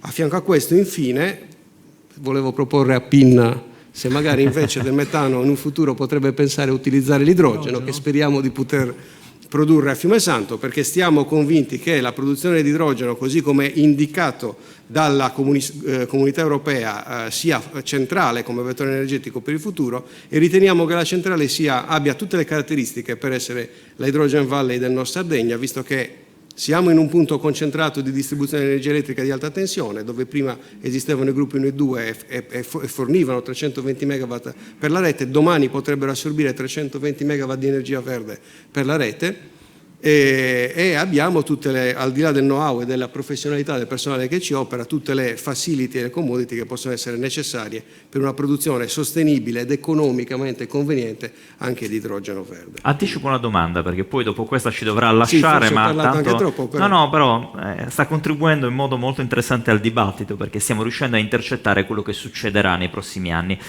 Una figura professionale che sarà determinante per garantire il futuro dei vostri progetti. Diciamo che quello che sarà importante da un punto di vista professionale sono coloro che riescono il project manager. È una figura fondamentale che dovrà in qualche maniera essere in grado di far colloquiare e far progredire diversi progetti fatti su diverse linee di produzione o anche di interfaccia con l'impianto esistente, e che dovranno rispettare dei tempi stretti, perché alcuni di questi progetti, come quello sull'idrogeno, è incentrato sui bandi di finanziamenti che si renderanno disponibili e che sono necessari per poter iniziare a creare un mercato che oggi non esiste. Quindi una competenza trasversale che richiede una buona visione e capacità di mediare tra i diversi reparti e le anime aziendali. Grazie dottor Appedo. Dottor Rossi, tracciamolo questo percorso. Le banche e le assicurazioni ci stanno regalando grandi soddisfazioni nell'economia mondiale. Avete capitalizzato più di tutti gli altri nella storia recente. Sì, diciamo che quello è anche merito del rialzo dei tassi, che magari a chi li vede da un punto di vista di chi ha contratto il finanziamento è un po' meno contento, chiaramente la banca ne trae un vantaggio. È chiaro che si è rinormalizzata una situazione che era diventata molto strana, in cui la raccolta non era più un valore e di conseguenza anche gli equilibri si erano un po' falsati, rendendo necessarie tutte le misure che poi a livello comunitario sia la BCE che le altre authorities hanno negli ultimi anni intrapreso, mi riferisco al quantitative easing e quant'altro. Stringendo un po' più su di noi abbiamo una vista strategica e progettuale un po' strabica, nel senso che da una parte abbiamo delle tematiche di efficienza, che sono tutte di efficienza. Noi siamo una società prodotto, siamo al servizio del terzo gruppo bancario italiano. Effettivamente la crescita del gruppo che ci controlla è stata intensissima, violenta direi, negli ultimi 3 anni. Quest'anno, oggi abbiamo appena approvato il bilancio, i volumi sono cresciuti del 50%, questo pone delle tematiche organizzative e strutturali che certamente non sono banali da indirizzare. Questa è la nostra prima esigenza, su cui poi ascoltavo un attimo fa le tematiche di project management diventano centrali, piuttosto che tutto quello che può garantire maggiore efficienza, maggiore recupero di costi e certamente intervento della tecnologia. E questo è un filone su cui non possiamo sbagliare. Noi abbiamo 5 milioni di carte che gestiamo, quest'anno abbiamo intermediato 30 billion di transato e quasi 1,5 miliardi di erogazioni di finanziamenti su uno stock di oltre 3 miliardi, quindi sono numeri molto importanti e sono tutti gestiti da un gruppo di persone che ha un chilometro da qua, avendo appunto però come riferimento, come dicevo prima, un mercato che è ben più ampio. Quello è il nostro core business, tutte le energie sono in quella direzione e guardano evidentemente a uno sviluppo tecnologico che deve però supportare le persone e possibilmente non sostituirle. La seconda dimensione, perché altrimenti andremo troppo a traino, ed essere troppo a traino, qualunque impresa che ha una concentrazione di fatturato sa benissimo che ci sono dei pregi ma anche qualche limite, è appunto un'area open. Tutte quelle dimensioni che grazie alle competenze che nel tempo si sono consolidate ci consentono di guardarci intorno e capire dove andrà un po' il mondo nell'ambito dei servizi finanziari, e partendo dalla nostra condizione di essere una banca, perché abbiamo mantenuto la licenza bancaria ma con delle caratteristiche molto particolari.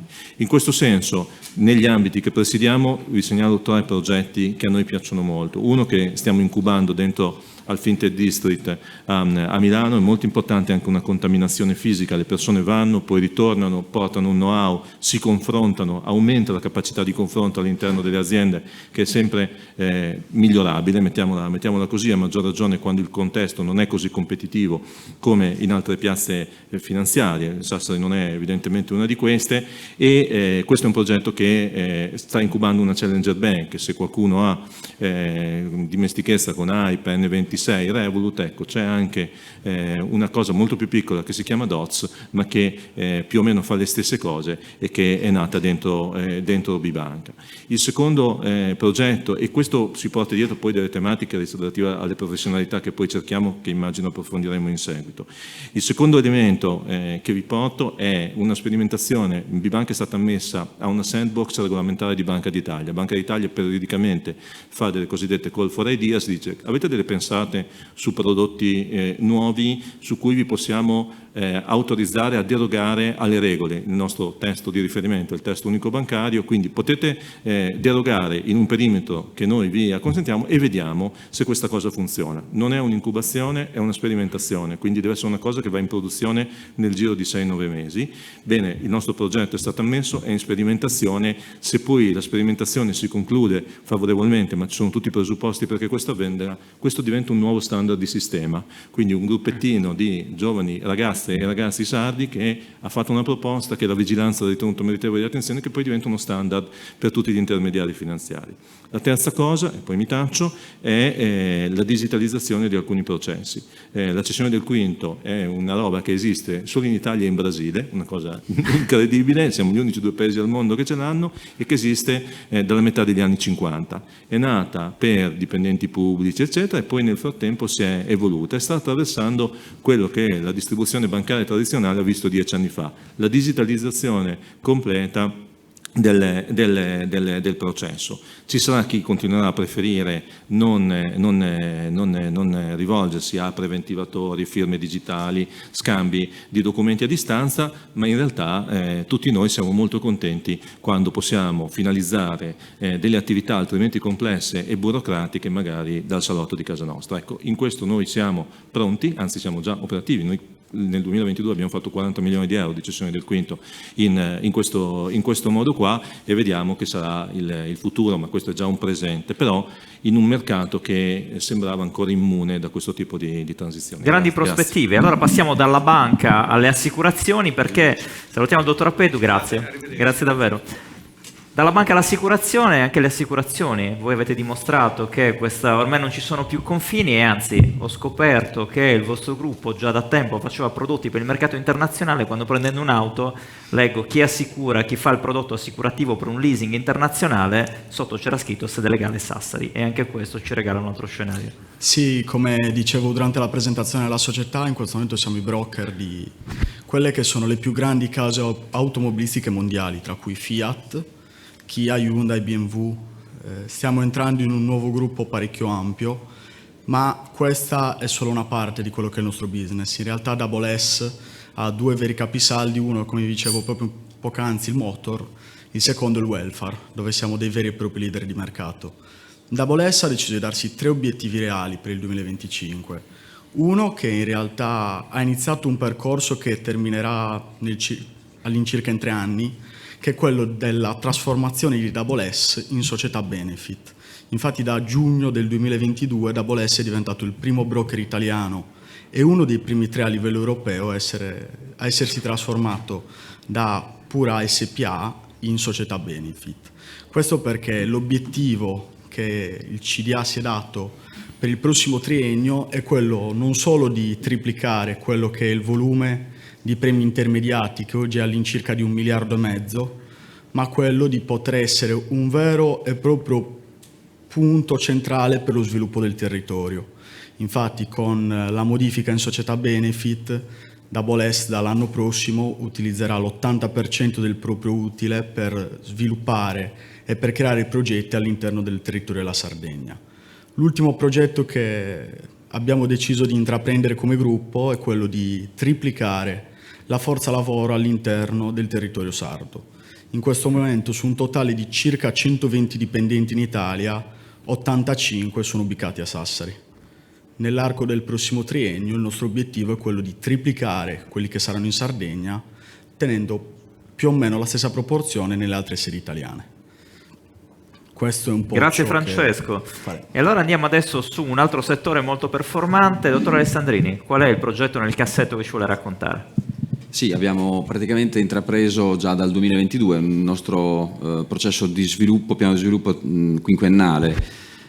Novento, come dicevo prima, oggi è composta, ha una ricaduta occupazionale sul territorio della provincia di Sassari di 300 e passa collaboratori. L'obiettivo di ricaduta potrebbe arrivare attorno al 1.000.000 nei prossimi 3-5 anni, con un piano di sviluppo interessante perché si parla di 70 milioni di investimento su tutto quello che riguarda Industria 4.0, building e via dicendo, quindi tutto concentrato sulla zona industriale di Alghero. Abbiamo già investito nel 2022 per un nuovo building e una nuova struttura produttiva, perché facendo finestre abbiamo bisogno di tanto vetro. L'abbiamo inaugurato in tempo record perché abbiamo deciso di iniziarlo ad aprile 2022, l'abbiamo inaugurato a dicembre 2022 con 17 milioni di investimento ed è stato uno dei primi 5 building che faremo nei prossimi 5 anni. La ricaduta occupazionale sarà interessante, almeno per il territorio. E naturalmente il fare impresa non significa solo generare utili, significa anche generare utili e soprattutto farli, dividerli con i tuoi collaboratori, ed è iniziato un processo di welfare già da credo 3 anni. Tutti i collaboratori di Novento hanno un'app aziendale che identifica l'andamento dei macro numeri, non stiamo ad approfondire un conto economico riclassificato, non aumentiamo la difficoltà della lettura del dato, ma abbiamo dei macro numeri che identificano mensilmente l'andamento dell'azienda. Ciò significa che il collaboratore medio di Novento riceve un fee in più rispetto al contratto nazionale del lavoro o al pattuito con l'azienda. Matematicamente tutti i mesi riusciamo a raggiungere questo obiettivo e i 100-150 euro in più ogni dipendente vengono erogati sistematicamente ormai da 3 anni a questa parte. Abbiamo in mente abbiamo già per esempio, parlando di welfare, una mensa interna gratuita per tutti, perché comunque produciamo, è un'azienda che non dorme mai, lavora 3 turni, compreso il notturno dal lunedì al sabato, e ha la necessità di far star bene il proprio collaboratore e anche essere partecipe delle proprie problematiche di famiglia, perché comunque chiedendo tanto siamo disposti a dare tanto. Il prossimo progetto è quello di realizzare, come ho già realizzato in un'altra azienda che gestisco a Rimini, una nursery aziendale, ed è un progetto nato nel 2022. Oggi per esempio l'azienda di Rimini ha 5 baby ospiti all'interno dell'azienda che sono fondamentalmente la gioia delle mamme che lavorano all'interno delle nostre aziende manufatturiere, quindi con una ricaduta occupazionale immediata sul territorio.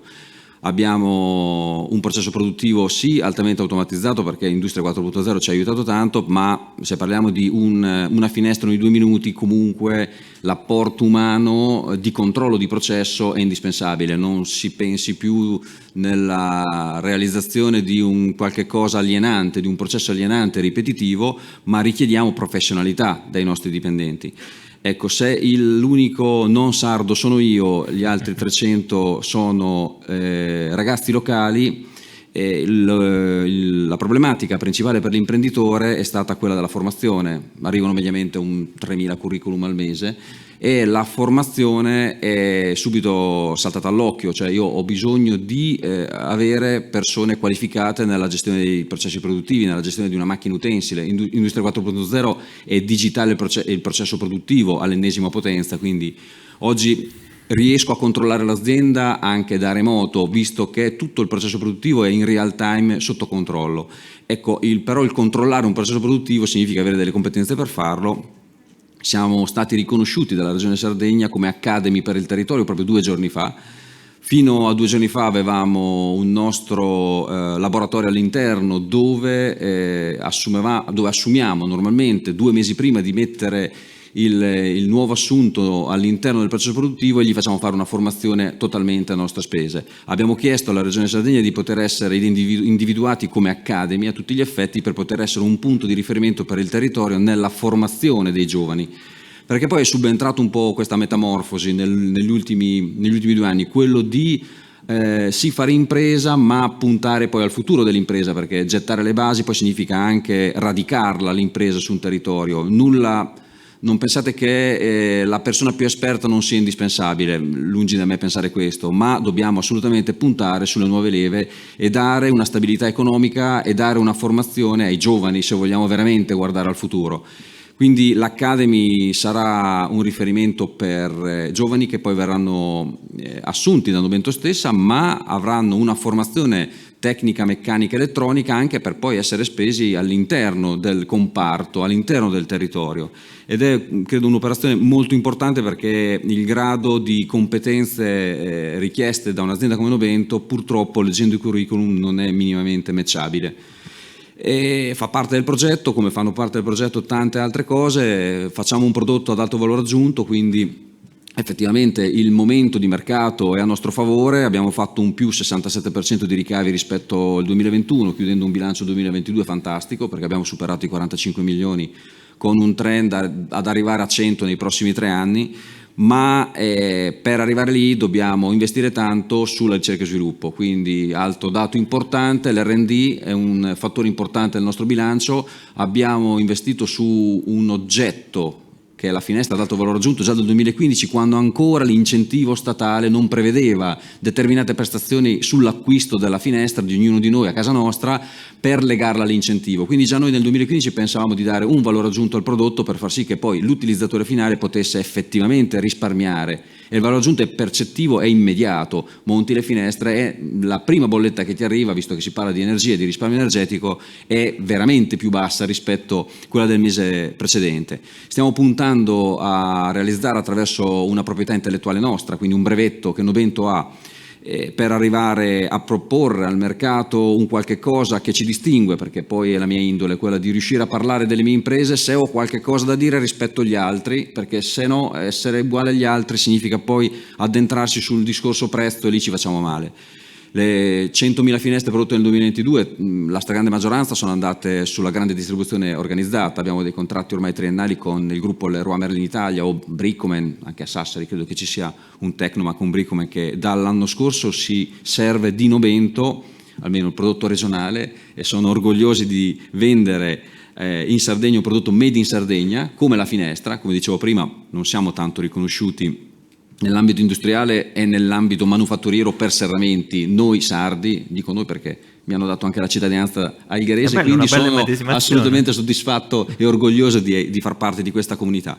Quindi tutto questo è un progetto in itinere, è un progetto che ha una visione credo prospettica che si basa su concetti solidi. Anche il bilancio 2022 ne è una dimostrazione sotto l'aspetto di capacità di generare cassa e di riuscire a portare avanti un investimento altrettanto importante finalmente anche con una regione che si accorta della nostra esistenza. E su questo tema poi torneremo dopo. A Binsula, Questa bandiera dell'ICT e dell'IT della Sardegna e da Sassari in particolare verso il resto del mondo. Pierluigi, qual è il vostro progetto nel cassetto tra i tanti che avete? Li conosciamo tanti, molti, i miei studenti sono appassionati, sono vostri fan, però qualcosa che non sanno, stupiscici con qualcosa di nuovo. Diciamo che parlare di futuro appunto negli uffici da Binsola è un po' di casa, perché abbiamo un gruppo di giovani molto dinamici, quindi molti hanno studiato in Sardegna, molti fuori, molti sono rientrati, alcuni lavoravano dall'altra parte del mondo e sono rientrati a casa. E per rientrare a casa poi molti hanno bisogno di alcune sfide, le sfide proprio di dimostrare che anche dalla nostra isola possiamo lavorare in progetti particolari, speciali, sia di ricerca e sviluppo sia di produzione, magari dall'altra parte del mondo, per la Cina. Quindi abbiamo tanti progetti, infatti in questi anni abbiamo creato anche tante entità diverse. Stiamo chiudendo degli accordi con alcune aziende di fuori molto importanti, perché poi oggi si parla di lavoro, ma forse proprio quelle tecnologie, quei lavori che facciamo dentro a Binsola sono un po' quelli più richiesti, non solo nel nostro territorio, ma a livello mondiale. Quindi quello che stiamo facendo noi è proprio cercare un po' di creare delle collaborazioni con dei gruppi importanti, proprio per cercare ancora di dare aumentare la nostra forza lavoro. Il nostro obiettivo è l'internazionalizzazione dei servizi, per questo abbiamo aperto una sede a Barcellona, che ad Alghero è abbastanza vicina, molto dinamica, molto giovanile, molto innovativa, all'interno dei centri di ricerca importanti a livello internazionale. Stiamo creando una bella collaborazione appunto col mondo spagnolo, che può essere anche un po' la porta anche per il Sud America. Continuano le collaborazioni con la Cina, con gli Stati Uniti. Noi fatturiamo più del 30% fuori dall'Italia, quasi tutto fuori dalla Sardegna, però tenendo la forza lavoro a casa. E quindi gli obiettivi sono questi. In più posso aggiungere che anche essendo un incubatore riusciamo anche ad essere i catalizzatori degli idee degli altri, e questo appunto hai parlato prima degli studenti, è molto bello perché molti ragazzi vengono nei nostri uffici a raccontare la loro idea, a voler fare la loro startup. Lì con la nostra esperienza, che poi non è così tanto, però con i nostri 10 anni di aziende che abbiamo creato con le nostre forze, siamo sempre lì a dargli consigli, magari anche i suggerimenti per cercare di mettere a terra poi le idee, che molte volte sono belle, però poi hanno bisogno magari di un business plan, di qualcosa di concreto. Con questi ragazzi, con alcuni di loro, abbiamo anche fatto le aziende vere, quindi è così. Chiudo parlando ho sentito molto della ricerca e sviluppo, anche noi una parte voi avete quella vera nel bilancio, alla voce R&D avete il valore vero. Abbiamo forse più di 20 progetti attivi, progetti di ricerca e sviluppo, molti a livello europeo, e questo permette ai ragazzi anche di confrontarsi con realtà diverse, con modalità di pensare diverse anche a livello imprenditoriale. Abbiamo delle partnership proprio con centri di ricerca in tutta Europa, facciamo i progetti di ricerca direttamente a Bruxelles. Poi abbiamo anche la programmazione nazionale e regionale che funziona molto bene, però abbiamo anche dei progetti estesi anche con 20 partner che raggruppano un po' magari i centri di ricerca migliori d'Europa, e i nostri ragazzi si confrontano con questi. Questo è un percorso interessante, lo approfondiamo dopo, perché poi vedremo in una battuta finale tra tutti la prospettiva da Sassari verso un mercato nazionale e internazionale. Paolo. Raccontaci come un settore maturo si innova e ha un grande progetto. Lo accennavo prima, i 2 progetti particolari dal punto di vista industriale che hanno coinvolto enormemente le persone preposte a questo sono quelli sul tema dei consumi e della valorizzazione del nostro scarto principale, che è la scotta. Ma il vero cantiere, se volete poi approfondisco anche meglio, anche se tecnicamente non è il mio campo, però sono due cose veramente particolari per il nostro campo. Mi rendo conto che competere con queste aziende che sul fronte tecnologico sono sicuramente su un altro pianeta è difficile, però su quel segmento altamente maturo a fare quelle due innovazioni lì in termini di abbattimento dei consumi energetici, che per noi, ancorché non inquadrati come azienda energivola, sono veramente una voce, ahimè, dura e pesante del bilancio, è stato particolarmente impegnativo. L'altro è sicuramente quello che prospetta maggiore interesse, perché le aziende, i settori verso i quali è destinato il prodotto finito sono vari e sono in crescita e sono, diciamo così, di quelli più ad alto valore aggiunto, e quindi così, promettono delle prospettive interessanti. Però il cantiere che forse noi abbiamo più importante e di tecnologico ha veramente poco, ed è quello del personale. Il cantiere nel quale siamo maggiormente impegnati noi, non solo in termini tecnici ma forse più in termini politici, è quello di inculcare nelle nostre maestranze un nuovo spirito aziendale che stiamo adottando, è quello di chiedere a tutti uno sforzo veramente mentale sul tema della flessibilità, della produttività, dell'efficientamento, dell'efficienza nei processi produttivi. E guardate che proprio perché il settore è molto maturo, altamente tradizionale, sono sedimentati e radicati dei modi di pensare che modificarli è veramente difficile, perché su tutto il resto puoi investire appunto in tecnologia, studiare, innovare, eccetera. Sulle persone devi trovare delle molle, delle motivazioni che, soprattutto in considerazione dell'età media del personale, si stanno dimostrando difficili da sconfiggere. E noi per esempio ci stiamo dibattendo, anzi ne approfitto visto che la giornata oggi è quella dedicata al Job Day, quindi farò forse un pochino l'antipatico, nel senso che voglio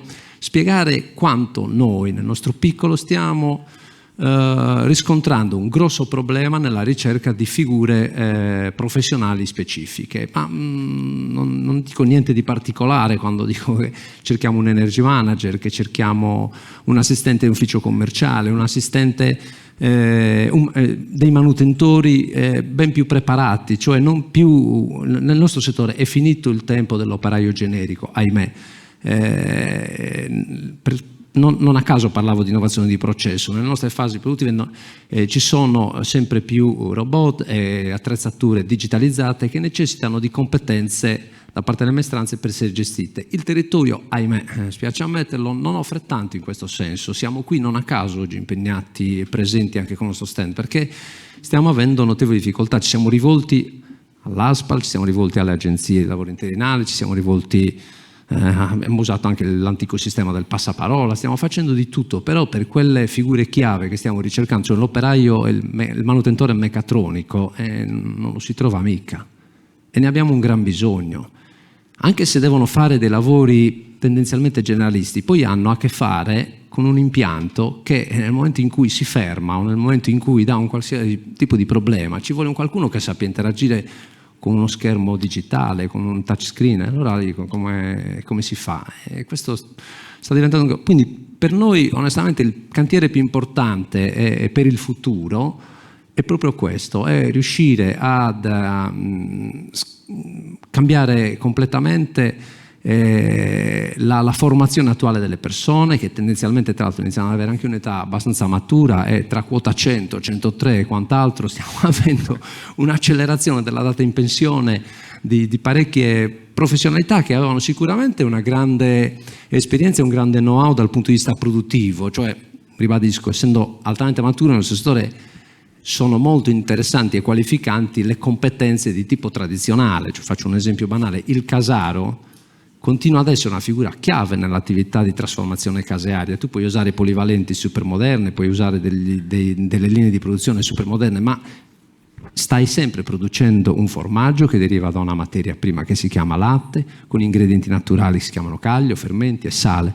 La competenza umana, la conoscenza, l'expertise produttivo non verrà mai superato da alcuna innovazione tecnologica, perché ahimè partiamo da una materia prima che non è standard, è essa stessa altamente mutevole in funzione delle caratteristiche ambientali, delle caratteristiche meteorologiche, di una serie di elementi che a loro volta poi scalando a monte vanno verso il settore primario, che è a sua volta oggetto di innovazione, anche lì di tipo gestionale. C'è tutto il tema della genetica dei capi, c'è tutto il tema della mangimistica, ci sono talmente tante innovazioni che però poi vanno tutte ricondotte alla naturalità del processo produttivo, alla naturalità delle materie prime, alla naturalità del prodotto finito che vogliamo avere. Allora lì dobbiamo essere bravi, ed ecco perché la chiamo sfida vera e forse per noi il cantiere più importante, a coniugare l'esperienza, la conoscenza, la manualità degli operatori con la giusta formazione tecnologica per poter interagire con i macchinari che abbiamo inserito nei processi produttivi. Paolo, ci hai dato l'assist per aprire la strada verso le professioni che accompagneranno il vostro futuro, e per voi è una professione molto classica, che è quella che ha accompagnato tutta la vostra azienda, però con una rivisitazione, potremmo dire con una rivisitazione 4.0, una capacità anche di interagire con i macchinari, ma anche, come dicevi, di essere attenti alla tecnica del prodotto, che è una tecnica che cambia. E allora da questi profili, che quindi vanno a beneficio della nostra platea e di chi ci sta ascoltando da casa, andiamo su Abinsola. Pierluigi, una professionalità sulla quale possiamo scommettere, qualcosa che vi accompagnerà almeno per i prossimi 5 anni. Oggi puoi crescere se avrai a disposizione una professionalità in quale campo? Vabbè, per quanto riguarda la parte tecnica, ormai si vive nel mondo dell'internet delle cose, le piattaforme IoT, ovvero tutti gli oggetti che ci circondano, che avete in tasca o avete nelle auto, sono intelligenti. Quindi è da una parte la parte di sviluppo di software per queste parti qua, e altre parti un po' più nascoste, come magari esperti di sicurezza informatica, non più solo quelli che magari lavorano a proteggere le transazioni bancarie, ma che rendono magari sicuri questi oggetti che altrimenti potrebbero essere controllati da remoto, e parliamo di oggetti che sono all'interno di un'industria, di un ospedale, all'interno di un'auto, e possono diventare degli oggetti pericolosi. Quindi da noi lavoriamo tanto appunto anche su queste tematiche, e diventeranno sempre più la tecnologia si diffonde, più anche la parte della sicurezza di questi oggetti diventerà fondamentale. Quindi un futuro che è già realtà di fatto. Dottor Alessandrini, la sua figura che potrà accompagnarla in una crescita strategica? Sì, come dicevo prima, credo di aver già dato questa risposta. Scegliamone una, perché poi la nostra platea è anche molto attenta nell'individuare le opportunità. Lo vedo dai miei. Ho dei ragazzi in classe, seguono il mio corso Innovation Management. Volutamente è un corso ad ampio respiro che dà la capacità di intercettare opportunità a prescindere dal settore. L'abbiamo visto prima con Fiume Santo.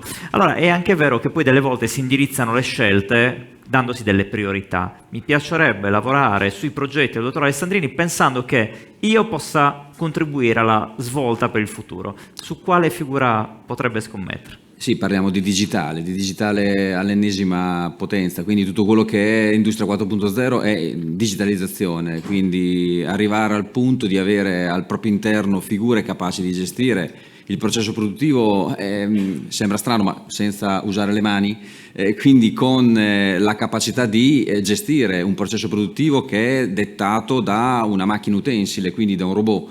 Fare in modo che questo processo produttivo sia ben bilanciato, quindi l'analisi dei tempi del takt time produttivo. Quindi sono tutte funzioni che comunque difficilmente trovo, almeno attorno all'azienda che gestiamo. Comunque, al di là del fatto che io vorrei avere la Novento a Rimini, è una forma di invidia quella che provo. Cioè io a Rimini non riuscirei a fare quello che faccio oggi in Sardegna, proprio perché manca la materia prima. Quindi i ragazzi con i quali si può oggi ragionare, i ragazzi che possono essere plasmati secondo l'esigenza di una nostra realtà. Ed è per quello che prima è nata la formazione all'interno di Novento, poi è cresciuta Novento. Se io oggi dovessi aspettare il curriculum giusto, non riuscirei mai a crescere il 67% come siamo cresciuti quest'anno. Quindi dobbiamo, noi imprenditori, investire sulle risorse che ci servono, specifiche. Poi, quando siamo abbastanza tranquilli su quello che sta avvenendo, possiamo anche ampliare il raggio d'azione e diventare un'academy per il territorio. Un po' questo è avvenuto in Novento, cioè è nato prima il centro di formazione dell'azienda. Noblab, che è il nostro laboratorio Novento, quindi dove noi formiamo le esigenze, le competenze che ci sono per la gestione dell'azienda e del processo produttivo, Noblab è nata nel 2016 e l'effetto è stato quello di aver formato persone in autonomia per le nostre esigenze, quindi tutto quello che è la contabilità industriale, per esempio, esperienze poco conosciute proprio perché manca la materia prima, manca l'industria. Quindi se io oggi dovessi richiedere un'expertise nella gestione, un controllo di gestione, faccio fatica, quindi è bene che mi rimbocco le maniche e cerco di formare le persone che hanno la base per poi diventare un controllo di gestione. E per noi questo è prezioso perché orienta anche i nostri sforzi nel momento in cui innoviamo i nostri corsi di laurea. Alla nostra università ha 10 differenti dipartimenti che erogano insieme numerosi corsi di laurea. L'altro aspetto... Chiudo solo, sì. Pensiamo che ci sono aziende al di fuori della Sardegna, a Rimini, da dove provengo, che hanno hanno la problematica di trovare persone. Non tanto la qualifica della persona, ma non esiste proprio la persona. Cioè qui partiamo da un vantaggio, abbiamo purtroppo, ma guardiamo il lato positivo del problema, purtroppo, ma abbiamo tante risorse che hanno voglia di togliersi una soddisfazione, tanti giovani che hanno voglia di dimostrare che si può fare impresa anche in Sardegna. Ottimo. Francesco. Io farei un discorso forse diametralmente opposto. Nel senso che in un lavoro come il nostro, che è basato solo sulla tecnologia, sull'informazione, sull'informatica, ciò che manca sempre di più è il rapporto umano. Il nostro è un lavoro che è fatto per il 90% dal rapporto che tu instauri con la persona. Facciamo uno dei pochi lavori al mondo dove fondamentalmente veniamo pagati per coprire un qualcosa che non si sa neanche se accadrà mai. È come andare a fare la spesa e pagare, uscire e dire magari la farò, magari non la farò. Questa è l'unica cosa, è l'unico messaggio che non si può passare a una persona tramite una macchina. Ciò che noi abbiamo fatto nell'ultimo anno è stato un po' trasformare un'azienda che era basata su una prima linea relativamente giovane, cioè andava dai 40 ai 55 anni, inserendo 70 persone che sono sotto i 30 anni e senza un'esperienza lavorativa. Per due motivi. Il primo è perché gli si può insegnare dall'inizio come un lavoro deve essere fatto. Il secondo è perché il ragazzo giovane ha molta meno paura di sbagliare. Dall'altro lato, purtroppo il Covid ha un po' incentivato l'utilizzo di mezzi elettronici. Quindi se oggi io dovessi disegnare la figura che nei prossimi anni farà la differenza, deve essere una figura che deve poter basare ogni suo punto di forza sul saper relazionarsi con le persone, che è quello che oggi, a mio modesto modo di vedere, né le università, né le scuole, né il lavoro in molti casi ti insegna. E questo è ciò che mi auguro per i prossimi 30 anni, soprattutto nel nostro settore, porterà sempre le aziende a scegliere le persone supportatesi dalle macchine, ma renderà sempre di più le persone insostituibili. Quindi se devo guardare avanti, sinceramente... Anche su questo noi lavoriamo, con la dottoressa Versano prendiamo tanti spunti da quello che ci state dicendo per costruire dei percorsi sempre più validi. Dottor Rossi, la sua figura chiave. Sì, due parole soltanto, poi ti do anche il job title eventualmente. Allora, noi negli ultimi 2 anni abbiamo assunto 70 persone, vedendo circa 12.000 curriculum, 70 persone di crescita secca, quindi non ne sono uscite altrettante. È una ricerca difficilissima, evidentemente quando fai una selezione così rigorosa alla fine devi scegliere tra profili che sono anche molto simili tra loro. La scelta è ricaduta sulle figure, una volta che appunto avevamo individuato un panel finale di pretendenti che avevano maggiore professionalità e maggiore personalità. Cioè, noi avevamo sicuramente qualcosa da insegnare a loro, ma noi volevamo le persone che avrebbero cambiato l'azienda. Quindi, pur essendo giovani, pur avendo un percorso magari anche di lavoro ancora limitato, avevamo un bisogno straordinario di aprire le finestre, far entrare dell'aria nuova, cambiare le prospettive e quindi imparare molto dalle persone che stavano entrando, paradossalmente. Quindi la nostra scelta è andata verso persone che avevano un contributo da dare al di là delle loro competenze, che quando la scelta è così ampia oramai diventa una precondizione. Quindi la strategia è stata questa, anche perché io, diversamente da tanti colleghi che sono in questo tavolo, non sono il proprietario, io sono un amministratore di un'azienda e quindi devo avere doppia cura, perché investo risorse umane e finanziarie che mi sono state affidate, non sono le mie, non sto rischiando in proprio e posso decidere magari di assumermi un rischio maggiore visto che sono magari le mie di risorse. Questa prospettiva rende ancora più severo questo esercizio. Quali aree? Sono, dico le solite ma neanche tanto, c'è sempre digital, oramai è una precondizione, probabilmente nei job title la parola andrebbe anche eliminata perché è addirittura fuorviante. Le aree sono quelle progettuali, le aree sono quelle dell'IT ovviamente, ma noi abbiamo anche un tema di cybercrime e di cyber security. Noi gestiamo un tema molto delicato come quello del pagamento, qua a Sassari c'è un centro di eccellenza in questo senso perché evidentemente supervisioniamo questo tipo di attività, tutto quello che è cyber risk credo che ci interessi molto da vicino e ovviamente ci stiamo guardando in questa direzione. Grazie. Grazie dottor Risi. Vi chiedo un ultimo giro di tavolo perché questa è un'occasione importante. Mike, è una giornata importante, l'abbiamo riempita di contenuti, Aspal ha fatto un grande lavoro e abbiamo qua un parterre di imprenditori che hanno dimostrato per fatturato, per visione, per capacità di intrecciare il futuro, di voler scommettere sulla Sardegna. E anche questo non è scontato, mi piace molto quello che dice il dottor Alessandrini, riconoscendo questa sua sardità acquisita e rivendicando il fatto che sta qua anche se vorrebbe riportare a Rimini qualcosa.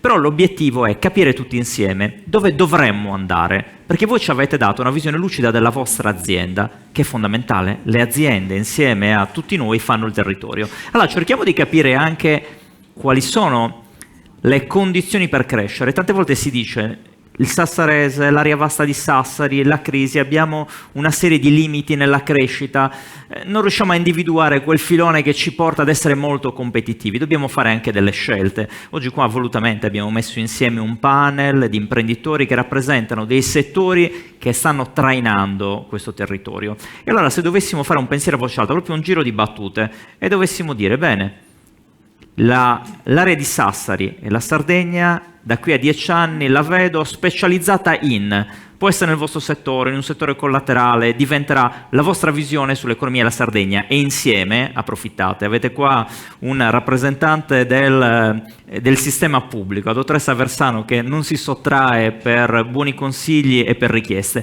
Se avete qualcosa da chiedere, come fare ad armonizzare questa crescita, approfittatene. Poi Malika registriamo e ne riparliamo durante le conclusioni. Iniziamo col dottor Alessandrini.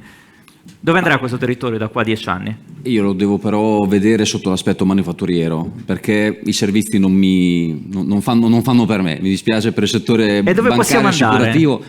Ma prima di tutto parlo di un'azienda totalmente nostra, quindi non apparteniamo ad un gruppo, il rischio è tutto nostro e la manifattura prevede un qualche cosa che parte dall'estero, dalla progettazione di qualche cosa che non esiste per poi essere prodotto, per poi avere un ottimo rapporto qualità-prezzo per far sì che il mercato te lo riconosca. Quindi partiamo da questa complessità, ma effettivamente è anche quel settore che ti dà una ricaduta occupazionale immediata. Quindi io prevedo e spero di essere un portavoce sano di una possibilità che il territorio sassarese dà ad un imprenditore che ha voglia di portare una sua produzione sulle nostre zone industriali, perché ci sono tutti gli ingredienti giusti che vi assicuro non esistono in altre parti d'Italia per poter far bene nell'ambito produttivo di un bene, quindi che sia una porta, che sia una finestra, sia una cucina o sia qualche cos'altro, ma credo che attualmente per le opportunità che ci sono, per gli spazi, per la forza lavoro da formare sì, ma la forza lavoro c'è ed è seria e ci sono tutti gli ingredienti giusti per un imprenditore che ha voglia di produrre qualche cosa nelle nostre aree per poter far bene. Noi continuiamo con il nostro progetto, con i numeri che vi ho detto prima e ne sono quasi sicuro, ma cerchiamo di essere anche da portatori sani di queste opportunità per altri imprenditori che devono riuscire anche a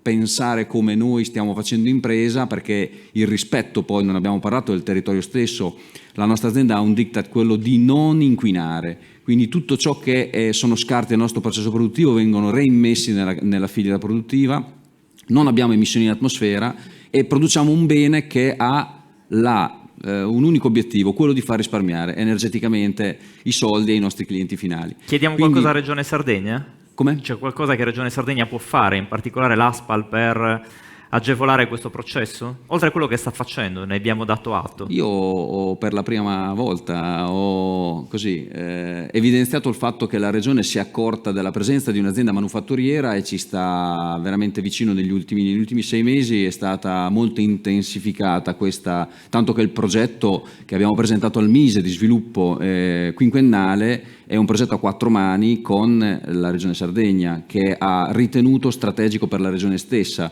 Quindi in una battuta, poi approfittiamo della presenza, saluto il professor Mariotti che è appena arrivato e che dopo ci darà una visione più globale. L'università che cosa può fare? Così noi registriamo e poi chiediamo al rettore. Allora, l'università può vivere e convivere con l'impresa costantemente, deve vivere con l'impresa costantemente, deve far sì che i laureandi vivano e respirino e ascoltino le imprese parallelamente al loro corso di laurea. Quindi avere un'aggregazione continua e costante. Già facciamo tanti incontri con l'università, con la facoltà di Sassari, incontri però sono incontri spot dove vediamo che comunque ai ragazzi riusciamo a trasferire della positività verso il loro futuro, perché sono veramente massacrati da tutto ciò che è negativo in questo momento. Quindi forse vivere un qualche cosa di più intenso, di più programmato, come per esempio succede già con l'alternanza scuola-lavoro. 200 ragazzi delle scuole medie superiori di Alghero vivono 90 ore obbligatorie per loro, ma non per gli imprenditori, all'interno dell'anno bento tutti gli anni. Quindi ecco, trovare il modo di programmare costantemente un rapporto tra azienda e università, non spot. Poi vedremo il rettore che visione ci darà. Una battuta per tutti. Paolo. Ma sul futuro. Dove va questo territorio? Dove dovrebbe andare? Allora, noi in particolare, per esempio, stiamo vivendo un altro problema che ha un taglio quasi più sociologico, è a monte. Il nostro fornitore tipo è un allevatore zootecnico. Probabilmente molti sanno, ma alcuni no, che in questo momento, nonostante le eccezionali performance del prezzo della materia prima, dei prezzi dei formaggi, quindi decisamente il momento di ottimo splendore di questo comparto, c'è in atto un fenomeno di assenza di ricambio generazionale, di chiusura di molte aziende, che credo sia un aspetto cruciale, non solo per noi che ovviamente siamo preoccupati per il futuro, perché anche se abbiamo traguardato i 100 anni vorremmo traguardare i 200, no? Quindi siamo arrivati l'anno scorso alla discreta cifra di 84 milioni circa di fatturato, con un totale di unità lavorative annue attorno ai 180. Parlo di ULA perché nel nostro settore è molto spiccata la stagionalità, e per cui raggiungiamo un picco massimo di 230 persone e un minimo di 160 circa, 165. Però il vero problema futuro è il rischio di diminuzione della materia prima. La nostra materia prima non è importabile e deve essere prodotta qui in Sardegna, o quantomeno essere prodotta in Italia, ma è un problema questo che sta riguardando anche altre regioni italiane, cioè l'attività zootecnica sta rischiando di non avere futuro. Non voglio farla Cassandra, non voglio apparire tragico, però all'ordine del giorno ci sono allevatori di età neanche esagerata, parlo anche di 60enni, 65enni che dicono: mio figlio non vuole andare a lavorare in campagna, io mi sono spaccato la schiena tutta la vita, ho iniziato a lavorare da piccolo, ho messo su una discreta azienda, ho investito tanto anche in infrastrutture, oggi cosa devo fare? C'è chi trasforma l'allevamento da ovicaprino in vaccino, ma non ha risolto comunque il problema, e men che meno ha risolto quello nostro, cioè noi di latte di pecora campiamo. Allora, non so, sicuramente l'università può svolgere un ruolo, nel senso che con alcune facoltà in particolare, la formazione agronomica, veterinaria, aiuta sicuramente in questo senso, ma chi deve fare di più, oltre a noi che dobbiamo creare giusti stimoli per attirare verso questo comparto che è innegabilmente, dico quello primario, un lavoro ben più sacrificato rispetto ad altri, non perché si sta all'aria aperta e a volte fuori fa freddo, piove, nevica, eccetera, però dà anche tantissime soddisfazioni. Allora la società intera, ripeto, non noi con gli stimoli diretti economici, con le incentivazioni, ma la società intera, quindi non solo l'università, ma in particolare la politica, deve creare le condizioni appunto di sistema, le condizioni macro, per cui quel lavoro lì torni ad essere, anzi diventi definitivamente un qualcosa di assolutamente autorevole, di altamente dignitoso, di economicamente profittevole, ma un qualcosa di fondamentalmente interessante per i giovani. E questo non vuol dire che ci devono andare quelli che non studiano, assolutamente, perché anche lì, anche questa non è retorica, non è banale a dirsi, serve competenza.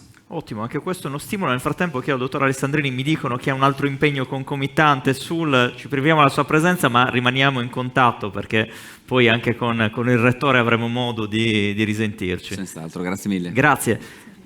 A Binsula, Pierluigi, in una battuta, Pierluigi, dove possiamo andare? Qualcuno mi dice Sassari diventerà un cluster dell'ICT per l'innovazione nei servizi. Abbiamo qua banche e assicurazioni che già ce lo stanno dimostrando. Sì. Voi potreste essere il giusto trade union. Ma 2 parole, diciamo che mentre 10 anni fa è stata una scommessa, questi 10 anni ci hanno fatto capire che forse Sassari, la Sardegna è il posto ideale dove fare innovazione e tecnologia. Per noi la posizione geografica non è un problema, anzi, forse stare in un'isola ci aiuta, un po' ci protegge un po', perché noi lavoriamo con tante aziende e ormai il mondo del lavoro del mio settore è un mondo molto dinamico, si cambia lavoro in fretta, c'è un turnover esasperato perché in tutto il mondo, invece noi riusciamo a creare magari delle realtà anche per la mentalità nostra e noi sardi che hanno anche la capacità, un po' la testardaggine di credere nelle proprie idee e un po' di affezionarsi, e quindi noi abbiamo un gruppo che ha un turnover molto basso e questo è molto apprezzato da tutte le multinazionali con cui lavoriamo. Quindi quello che vedo, sì, l'azienda ICT è un'azienda ecologica in cui il capitale umano è praticamente il 90% della materia prima, quindi lavorando su questo capitale umano, quindi lavorando con le università, lavorando un po' con tutto il mondo che ci sta attorno, sicuramente anche Sassari può diventare veramente un centro importante di questo settore. Questo è quello che credo. Grazie Pierluigi. Francesco, in una battuta, dove possiamo andare e che cosa chiedi alla Regione e all'università? Più che alla Regione io chiederei all'università. È l'interlocutore giusto? Abbiamo iniziato con tanti progetti nel corso degli ultimi anni, penso che questo sia un punto di inizio, perché comunque la nostra è una realtà molto giovane, fatta di persone estremamente giovani. Ci auguriamo che questa realtà possa continuare a lavorare unita per i prossimi 40 anni. Ciò che penso servirebbe, potrebbe aiutare, è il permettere alle aziende di interagire con i ragazzi prima che loro escano dall'università, perché molte volte il ragazzo finisce l'università, arriva in una nuova azienda e si trova catapultato in un posto che non conosce, con la paura di sbagliare, perché dall'inizio parte dal presupposto che è difficile trovare lavoro. Quindi quando trova un lavoro lo affronta male, perché ha paura di sbagliare, perché magari al tirocinio è stato utilizzato come passacarte o perché non gli hanno permesso di fare esattamente ciò che era nelle sue corde. Quindi penso che iniziare un progetto dove prima di un inserimento vero lavorativo l'azienda abbia la possibilità di lavorare con gli studenti, prima ancora che loro possano terminare il loro percorso di studi, e ancora di più che l'azienda abbia la possibilità anche di poter incentivare economicamente i ragazzi prima che loro terminino il loro percorso di studi, sicuramente questo è quello che può aiutare a mettersi la fantastica corona d'alloro, uscire dall'università e sapere di essere realmente pronti per affrontare il mondo lavorativo. Perché molte volte purtroppo si è pronti, estremamente pronti a livello teorico, però poi è estremamente complicato trasformare ciò che si è imparato all'università all'interno del mondo del lavoro. Grazie Francesco. Dottor Rossi. Sarò brevissimo. Allora, prima della pandemia noi eravamo sempre quelli che erano videocollegati in una stanza in cui magari a Modena piuttosto che a Milano, eccetera, c'erano un gruppo di persone, oppure erano quelli che dovevano fare 3 giorni di viaggio per andare a una riunione di un paio d'ore. Oggi finalmente si è sdoganato il lavoro a distanza. Per una società di servizi che quindi non ha esigenze manifatturiere, questa è stata nella tragedia una grandissima fortuna. Quindi è sdoganato assolutamente poter lavorare a distanza e di conseguenza il nostro non è più un territorio fisico, ma è diventato un territorio logico, quello sul quale noi ci poniamo. E questa cosa è perfetta. Bibanca potrebbe essere ovunque, ma è a Sassari perché le persone in gamba sono a Sassari. Questo è il grande messaggio. Quali sono le richieste? Alla Regione c'è un tema di infrastrutture. Noi quando siamo in smart working, i colleghi a casa hanno una connessione che non funziona e di conseguenza perdiamo il 30-35% di produttività. Credo sia un tema noto, mi dispiace non essere troppo originale. Sull'università c'è un tema che è già stato sfiorato. Io, venendo poi effettivamente, anche se ormai sono tanti anni che frequento la Sardegna, noto il fenomeno dell'abbandono scolastico. Probabilmente finisce prima dell'università, quindi è un ragionamento non da affrontare l'università, però il tema che le persone devono avere delle competenze anche per fare lavori che apparentemente non richiederebbero è un tema che si vede. Poi ci sono invece tantissime bravissime persone che sono anche molto in gamba e allora per loro il percorso è facilitato, però probabilmente avere un approccio tutti insieme un po' più inclusivo in questo senso credo che alla fine farebbe bene a tutti. Grazie dottor Rossi. Magnifico Rettore, se ci vuoi raggiungere ti siedi qua con noi, così ormai l'abbiamo dichiarato, siamo dentro il mercato, siamo dalla parte delle imprese, quindi il Rettore in mezzo ad imprese eccellenti del territorio ci dà già una prospettiva. Magnifico, abbiamo promesso a tutti di condividere una visione. In questo momento io ricordo quando ti sei insediato, nel tuo programma c'era scritto l'Università di Sassari si deve riappropriare del ruolo di punto di riferimento per lo sviluppo territoriale. Credo che questi 2 anni i risultati siano arrivati, dove stiamo andando, che cosa ci aspetta nel prossimo futuro? Un momento molto complicato per noi. È complicato perché l'università è un'amministrazione pubblica che si regge su leggi nazionali, si regge su un ministero che un po', fatemelo dire, è obsoleto e predispone un'offerta formativa dipartimentale tradizionale. Quindi a giurisprudenza si fanno i diritti, economia si fanno le materie aziendali ed economiche e così via. Questo io mi sono reso conto, Antonio e cari amici e colleghi, con molti di loro collaboriamo, che è obsoleto, che è un sistema che non paga più, è un sistema che non dà risposte ai nostri giovani, perché l'interdisciplinarità e l'interdipartimentalità è l'unica forza per uno sviluppo del territorio.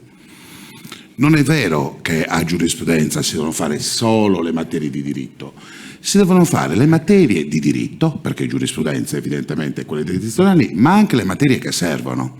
E non è obbligatorio che nell'offerta formativa le materie che servano le debba stabilire un burocrate ministeriale, nonostante io sono un ministeriale, un uomo di Stato e anche rispettoso delle istituzioni, tant'è che queste cose le ho dette al Ministro Vecchio, le dirò il 20 marzo che sarà nostro ospite al Nuovo. L'offerta formativa deve essere una corda che vibra rispetto alle esigenze delle imprese e delle aziende. Sono le imprese e le aziende che ci devono dire come dobbiamo formare, chi dobbiamo formare, quali programmi adottare, quali sono gli sbocchi occupazionali. Mica un burocrate ministeriale mi scrive che è diritto amministrativo, diritto del lavoro, storia del diritto romano, istituzioni di diritto romano che adoro, sono tutti amici di questi docenti che sto citando, ma sono delle materie che sotto il profilo culturale sono di elevatissimo pregio. Sotto il profilo della formazione per la comprensione del diritto sono necessarie, ma questo non prevede, questo meccanismo, questo schema non prevede quello che invece serve, perché non è l'intitolazione della disciplina che conta, è il programma che tu fai agli studenti.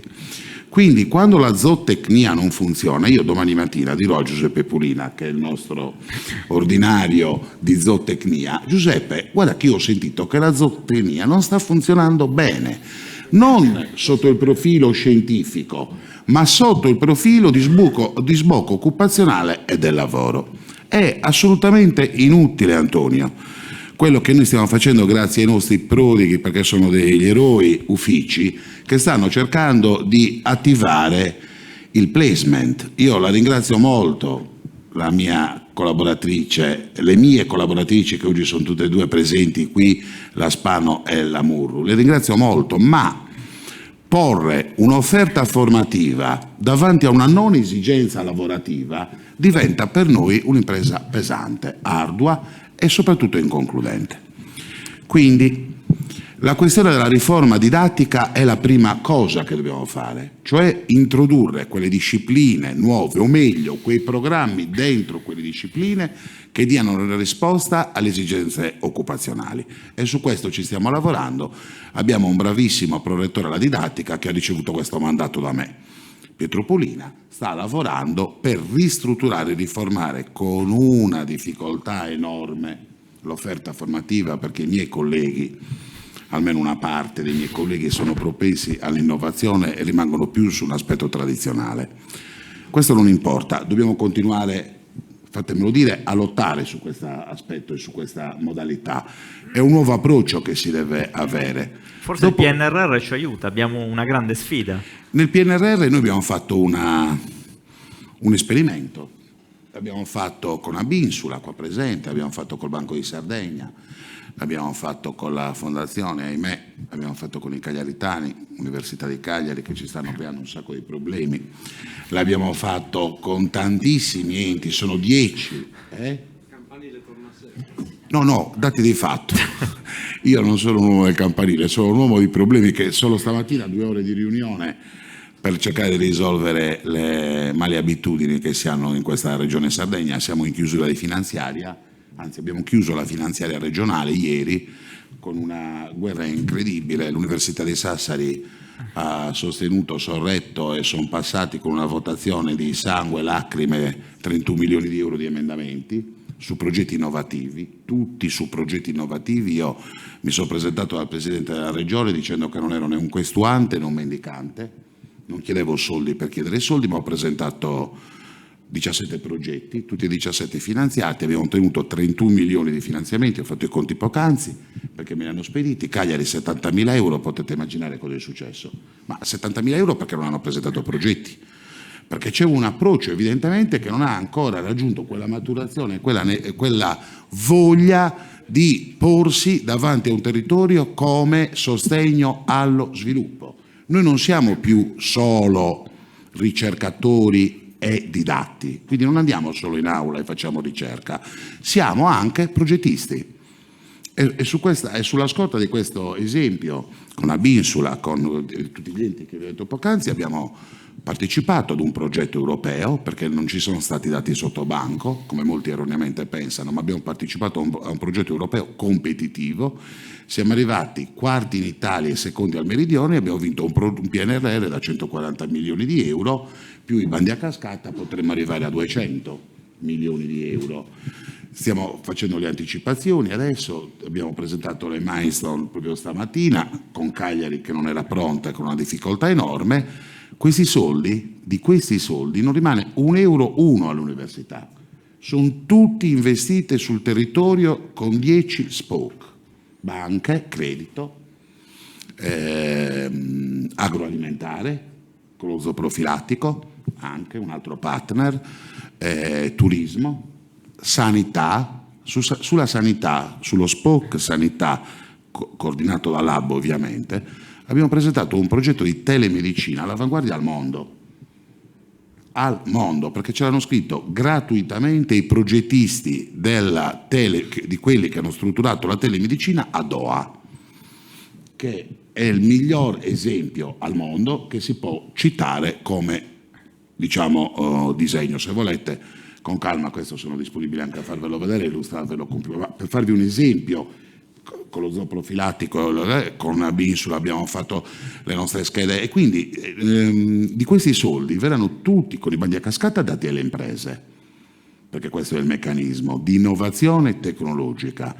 Con i soldi del bando andiamo a implementare lo studio e l'assunzione di 34 ricercatori, 32 tecnologi e 40 dottorati di ricerca per dare una prospettiva ai nostri ragazzi, ai nostri giovani, a quelli che hanno ovviamente la voglia e le caratteristiche per impegnarsi e cimentarsi in un progetto di ricerca dedicato al territorio e non a noi, Questa è un po' l'inversione di marcia che non è stata ben compresa da qualche mio collega che riteneva ancora di avere i soldi per le missioni, per l'acquisto dei computer, per la borsa del suo allievo, che così lo accompagna all'aeroporto, poi va a riprenderlo e poi gli offre il caffè.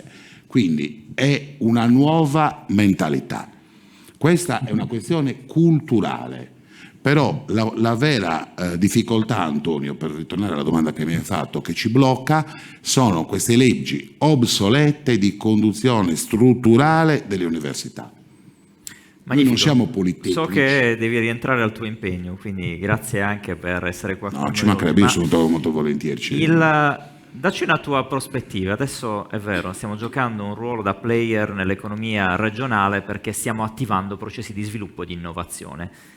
Se tutto funzionerà, da qua a 10 anni, come vedi tu la Sardegna? Riusciremo a essere più competitivi, più attrattivi e quindi quale sarà il nostro ruolo rispetto alle imprese? Io l'ho solo sfiorato l'argomento, è un problema culturale, Antonio, per me. Dobbiamo tutti sforzarci per cambiare l'inversione e l'approccio alle risoluzioni dei problemi. Non è un problema né tecnico, né ci mancano le professionalità, le competenze, l'intelligenza, ci manca l'approccio, la modalità d'approccio. Quella giusta, io con Pierluigi ma anche con altri l'abbiamo dimostrata, è quella di creare veramente sinergia, perché se ogni componente, ogni parte istituzionale, il mondo delle imprese, dentro il mondo delle imprese la Confindustria, la Confartigianato, cioè tutta la miriade. Sono stato ad un'assemblea dell'aeroporto l'altro giorno, mi sono presentato, ho ascoltato un po' e ho sentito rivendicazione, la parola l'ho letta 20-30 volte, protesta, manifestazioni a Bruxelles.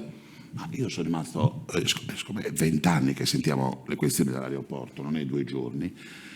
Ho chiesto la parola e ho chiesto se era predisposto un documento di fattibilità che dimostrasse cosa volevamo fare. Non c'è un documento.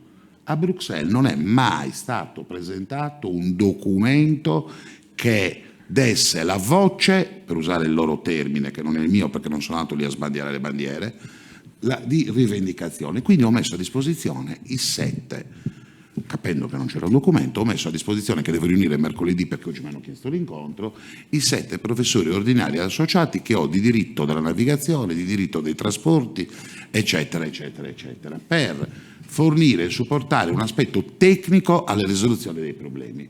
Perché qua non si studia, non si scrive, si protesta, si rivendica, ma qual è l'oggetto? La chiusura dell'aeroporto, che è un qual è l'oggetto?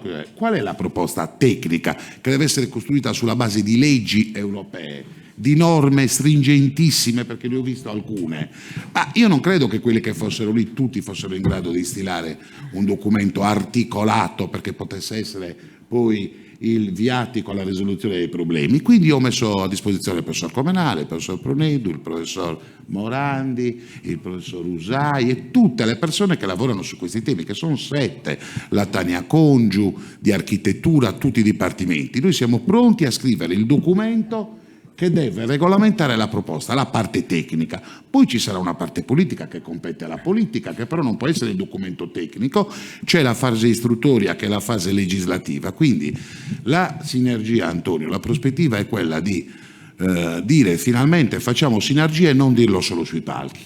Io ho fatto decine di convegni, riunioni, sinergia, il territorio, Camere di Commercio. Noi l'abbiamo fatto, abbiamo unito 10 partner importanti, i 10 partner istituzionali chiaramente, quindi le imprese importanti più rappresentativi, abbiamo scritto un progetto, l'abbiamo costruito, l'abbiamo ideato, l'abbiamo presentato, l'abbiamo vinto. Quindi la sinergia vuol dire lavorare assieme, senza questioni non di campanile che non ci sono, ma senza questioni di miopia, non chiedere al tuo vicino dammi una mano che facciamo una cosa assieme, perché sembra quasi che tu debba dividere una torta che poi non arriverà mai e non esiste. Noi abbiamo diviso assieme una torta che è arrivata, l'abbiamo divisa nelle parti di competenza dove l'università non guadagna un euro come istituzione, il suo territorio guadagna 140 milioni di euro più i bandi a ricaduta, e questo è la nostra massima soddisfazione. Grazie, magnifico. Se ancora un attimo ci avviamo alle conclusioni, dottoressa Versano. Io credo che anche con le parole del Rettore abbiamo dato una visione complessiva a quello che potrebbe essere il futuro di questo territorio, ma non solo. Gli asset sono tanti, le imprese, il Magnifico ci ha dato una serie di riferimenti che ci sono utili, voi fate già un grande lavoro. È evidente, c'è sempre tanto da fare, però forse la buona strada è tracciata. Maica Versano per le conclusioni. Sì, grazie.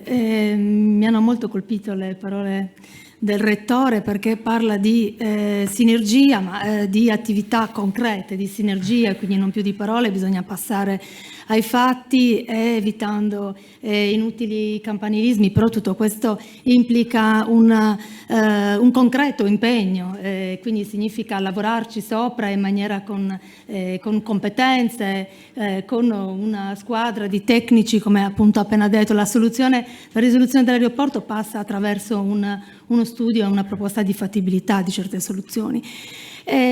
Tutti gli elementi che sono emersi nel corso di questo bellissimo confronto anche con gli imprenditori ci insegna che è importante ascoltare e dobbiamo prendere appunti, perché ciò che è emerso deve poi concretizzarsi in una proposta concreta, in una risposta alle esigenze delle imprese che chiedono formazione di vario tipo, professionale, che si svolge fuori dalle università ma anche quelle dentro l'università. Quindi un rapporto davvero strettissimo col tessuto produttivo, e che è in sostanza la dimostrazione che per poter vedere qualche risultato dobbiamo allineare le politiche attive per il lavoro, le politiche di produzione e quelle di formazione nel territorio regionale. Io vi ringrazio tutti per l'attenzione, è stata davvero un'occasione di confronto importantissimo, ne faremo tesoro. Grazie davvero. Grazie a tutti.